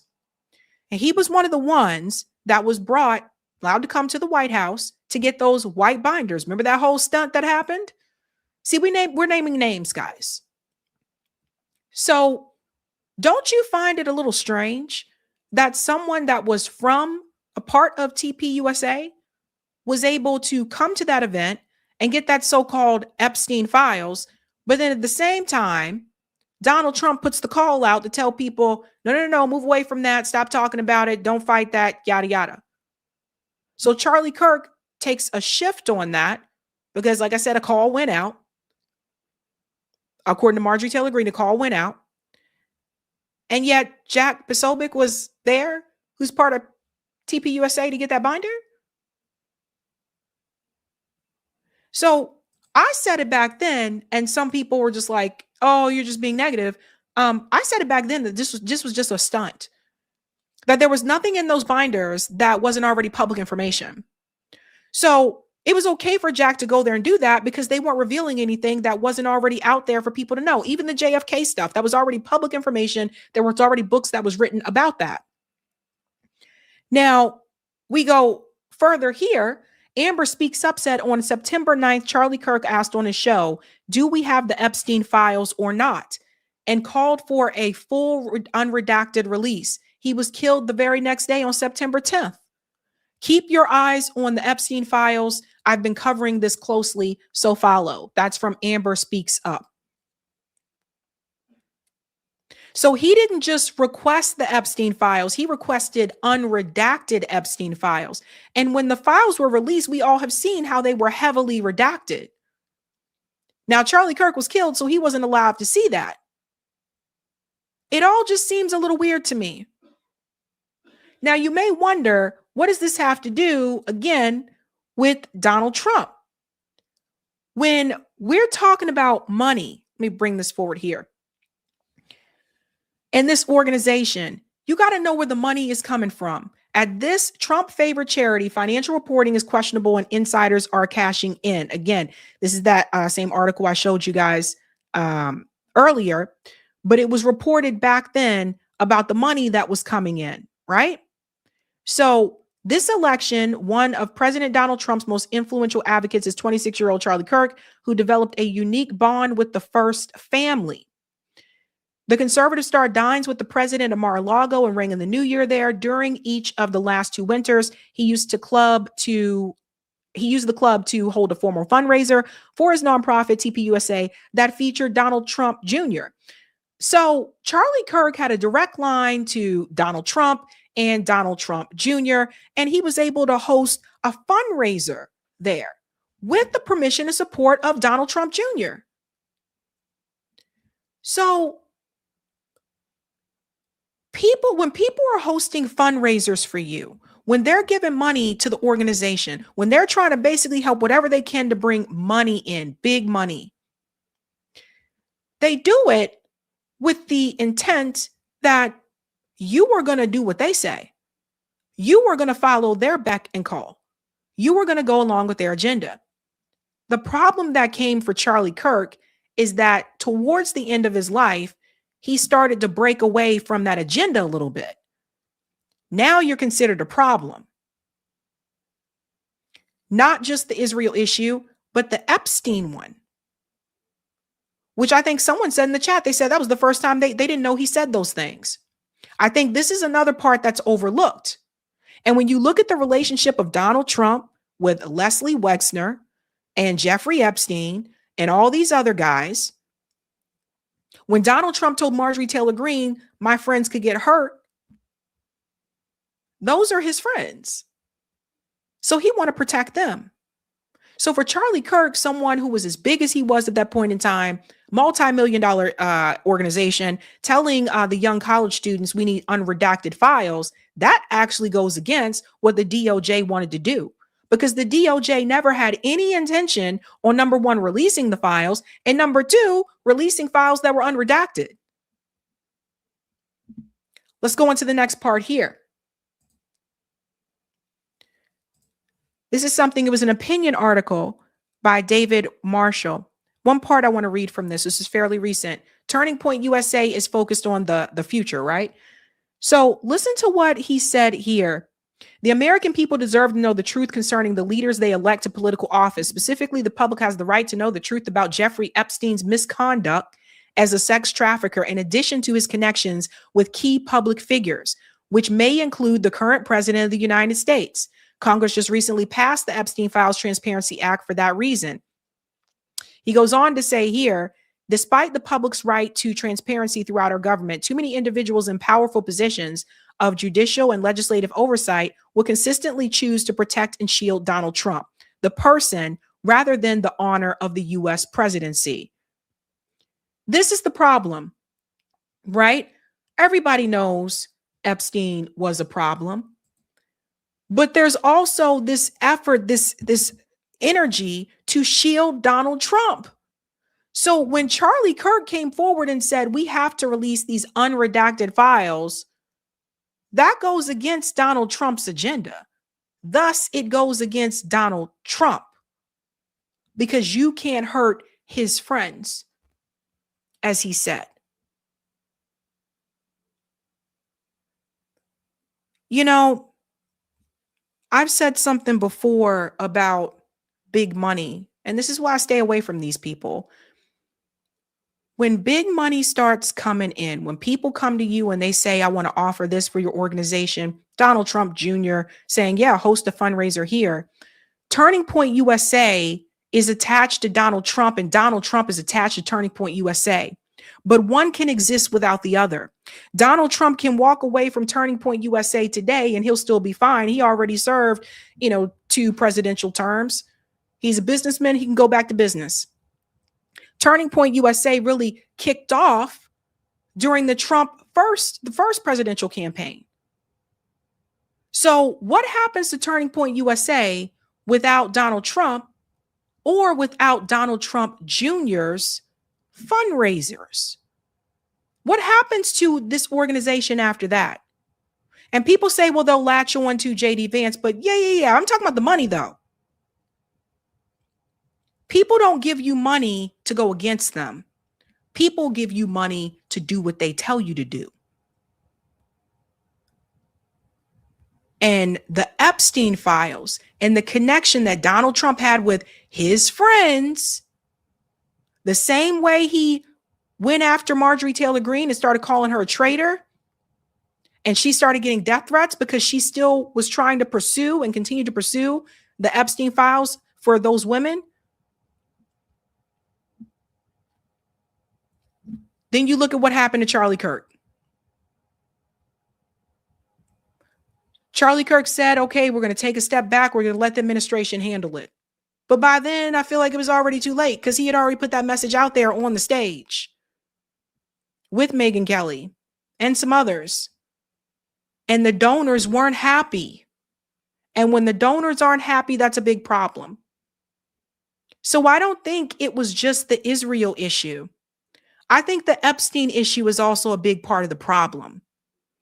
And I've been waiting to cover this because I wanted to go through a couple of things because I do think that this is the missing piece. Anyone with a brain knows, obviously, Epstein is a corrupt, gross, sick individual. And that, yes, people were harmed. But how far is one willing to go to prevent that information from being released? We're talking about royal family members, princes, a magician, billionaires. This goes really deep.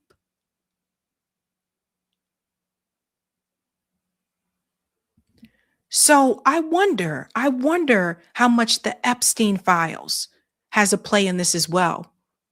He was pretty public about that. And people say, well, what about Megyn Kelly? Megyn Kelly is not the leader of a multi-million organization that helped Donald Trump get elected.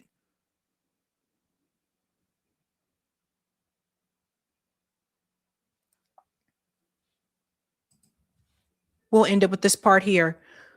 Mel said, we're approaching JFK levels of conspiracy on Epstein. JFK files 6 million pages. Epstein files are now 5.2 million and counting, according to the DOJ.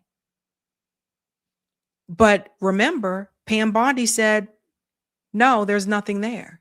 There was nothing there, remember? So how we go from, oh, there's lots of videos of this sick guy doing sick, disgusting stuff to nothing to see there, folks. No files, nothing at all, to 5.2 million.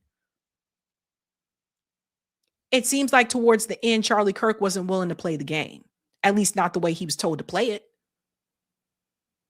Standing up to donors, looking at those text messages, saying he's tired of the donors and them telling him what to do, that type of stuff.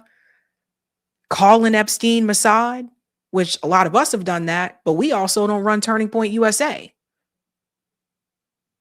We don't have pro-Israel donors. I don't have any donors. Actually, you guys are the donors. You guys donate, like via Super Chat, etc. But I think for some, that was a bridge too far. And Donald Trump, in order for him to accomplish his agenda and get support for that agenda, he does need someone like Charlie Kirk to be on his side. Don't forget, Charlie Kirk was the one who went to Donald Trump and told him, this war with Iran, not good, not good, not looking good. Nope, nope, don't do it, don't do it.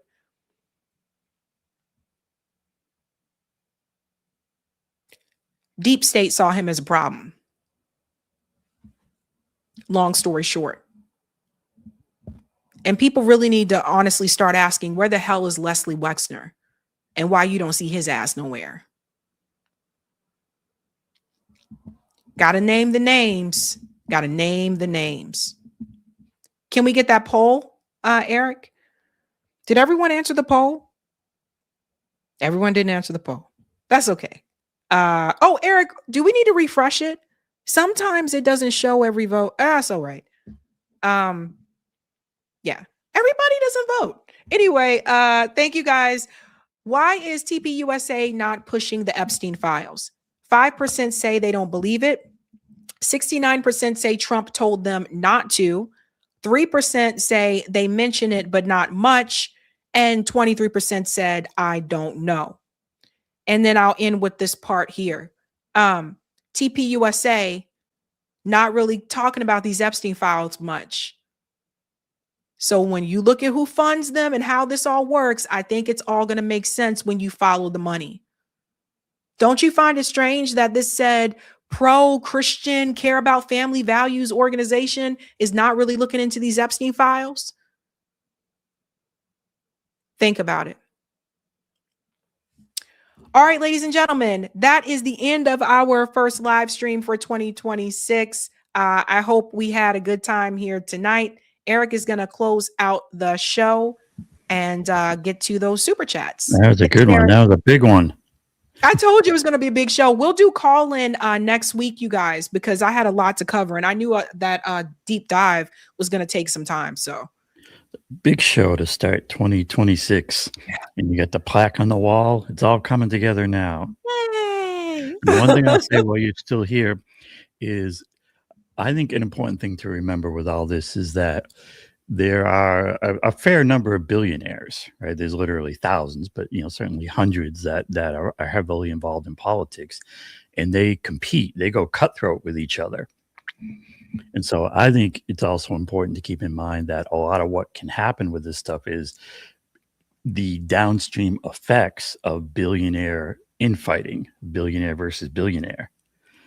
And so I think we also need to think about how that plays out. And you got the different interests. You got the energy. You got the war billionaires. You got Wall Street bankers. You got Silicon Valley, and they're tussling it out. So that's a good point. Yeah. I didn't think about that. Really good point there. So I think if people just keep following the money, I think they'll get a lot of their answers. Yeah, follow the money again. All that friggin' money. All right. All right, guys. Have a good night. Keep up the fight. All right. We're going to let our Sabby move on for tonight. You can catch Sabby live next on Sunday. I think we should be in here next. But I'm going to close this out. We're going to read out some super chats. We're also going to actually, I wanted to show a couple things here. But yeah, there's that point of the billionaire infighting. You have this core problem where the billionaires own the government, right? And as long as that's happening, it's going to be all messed up. And there's only one real fix, and that is to decorrupt the government. And if we can, I know it sounds kind of like almost this impossible thing or, undoable, but the way it can happen is with our numbers, right? That's the big thing that the 99% of course have that the billionaires don't is, we have these numbers, and it's really important to realize that. And it's really important to be, to think about how we can put that into a movement. And if we don't do that, then we end up in this place where everything just seems messed up and impossible. But if we can get towards doing that, then we can be, then things do become possible. Now, I also just wanted to, here it comes, also highlight a couple stories that I just saw today and recently, just before I get to the super chats. There was this one that came across today that was about Israel using armored personnel carriers, and what they do is they fill them up with explosives, and they drive them into Gaza, and they pick a building or a part of a neighborhood that they want to bring down completely, and they just put it in there and then run away, of course, and then detonate the things remotely. And it's just kind of depraved, the level of terrorism in play here. As if it's not bad enough to just be dropping bombs relentlessly from the air. And what's interesting, why this is coming out today and yesterday, is that Reuters, that's running here kind of in the background, Reuters did a extensive, significant investigation, and really documented these things happening. And it's clear that this is being done a lot, and they're not even going to be able to see more than a small percentage of the ones that are actually happening. So it's really strong evidence that, of course, this is happening. It's hard to imagine something more inherently terroristic than just driving a large vehicle into an area and blowing it up. But it's on brand. It's when you look at any kind of video or pictures of Gaza today, it's this gray brown wasteland, and that's exactly, and obviously the plan is to bomb the heck out of it, unalive everyone they can in there who's Palestinian, and move them out, and then they're going to be left with this empty wasteland, and then it's going to be like, oh well, we got to come in and develop the empty wasteland. That's the game. The game it's a big land grab. It's about money and resources. Even the process itself of clearing the land makes use of all these weapons. And it's a huge payout to the military industrial complex of the United States or globally. And that money goes to the billionaires. The dots always connect back to the billionaires. So you have this kind of action, and like I said, all paid for with our federal dollars. It's, it is our money that the American people should, as a whole, be deciding how it gets paid out. And, this is what it's being used for. They'll blow up these old armored personnel carriers and then get new ones from the U.S. The game, I believe, is that they get lots of U.S. federal dollars paid out as aid and military aid and various aids into their military budget, and then they pay it back into the U.S. military industrial complex by buying all these weapons, and then that pays off those huge corporations and those billionaires. So that's the cycle. That's the money. It's the cycle of getting the money from the U.S. Treasury, the federal dollars, into the billionaires. And it's just that path. This is something that Assange talked about at times even. That's the game of war. It's not to win. It's to funnel the money. I also noticed what came across. This was, a couple of days ago. The Pentagon announces $8.6 billion contract for the F-15 jets for Israel. So, here it is in progress. This is just one of many, contracts for more weapons for Israel for the Zionist project. And it's intertwined. The Zionist project is part of, we should call it the billionaire industrial complex. And and then there was one more. This is from a few days ago. Report says the world's biggest arms producers increased revenue by, get out of here, pop up. Report says world's biggest arms producers increased revenue by 5.9% last year to record level. And this is what you see in the whole project. Is the military industrial complex literally richer than ever, and all the billionaires, the billionaire class, literally richer than ever, while everyone else struggles. So these are the things to keep in mind as the core causes. And we need to, so what do we do with that? Well, like I always say, like 11 Demands always puts out there, it starts with demands. We need this clear demand. Demand peace, no more war. Demand an end to the corruption, because the corruption is the key factor. It's MCDS, money, corruption, demand solutions. Follow the money and you understand why it's happening. Follow the corruption, you'll see the mechanism that money gets funneled back into our politics and our government to make it happen. You have to have the clear demands of what you do about that, which is to fix the big money in our politics and government. We have to get to the real solutions, the real work on that.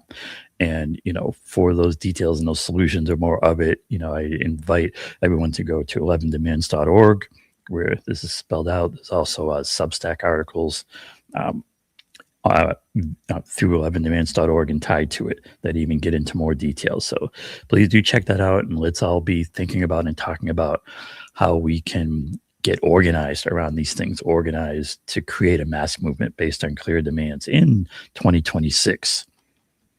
Meanwhile, here in 2026, we've got a fair number of super chats built up. So let me see if I can knock those out before we call it a night. Thanks for the super chat, Mountain Star Studio. And some of these go back a while too, to the previous story. Who says, thanks for this one, resources versus religion, fog of war, Titanic. And thanks for the super chat, Diane. Who says, remember Erica had to call a priest due to a witchcraft attack. And thanks for this one, Kevin Wayne. SourceWatch has a great page on TPUSA. All right, we'll check that out. And thanks for this one, Covert White Rabbit. He says, who cares about Satan? None of it is real.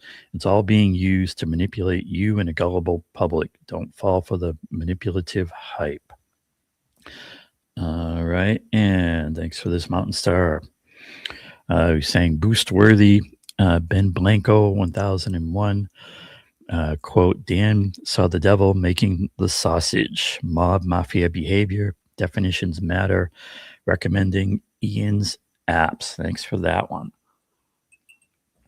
And let's see what else we got here in the queue. Thanks for the super chat, Kitty Cat 896. This is just an op to make it seem like shills like AJ is legit fighting power when he's a bottom biatch. Yeah, I hear you.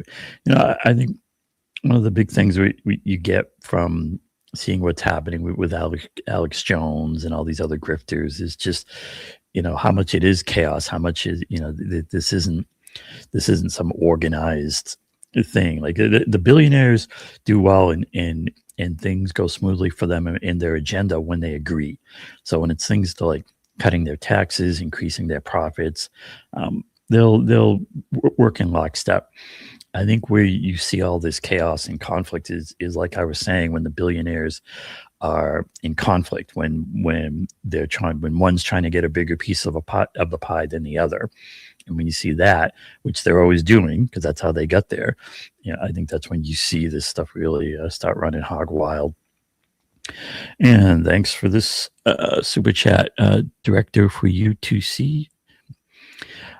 These two anti-globalist numbskulls don't seem to realize that what the Adelson is paying for is the purge of the anti-globalist wink. Okay, I think talking about Alex Jones and Mike Flynn. And thanks for this one, Abdullah, who says, quote, if Tom Artem Alexandrovich is let off scot-free, it will only encourage other predators to travel abroad and abuse children.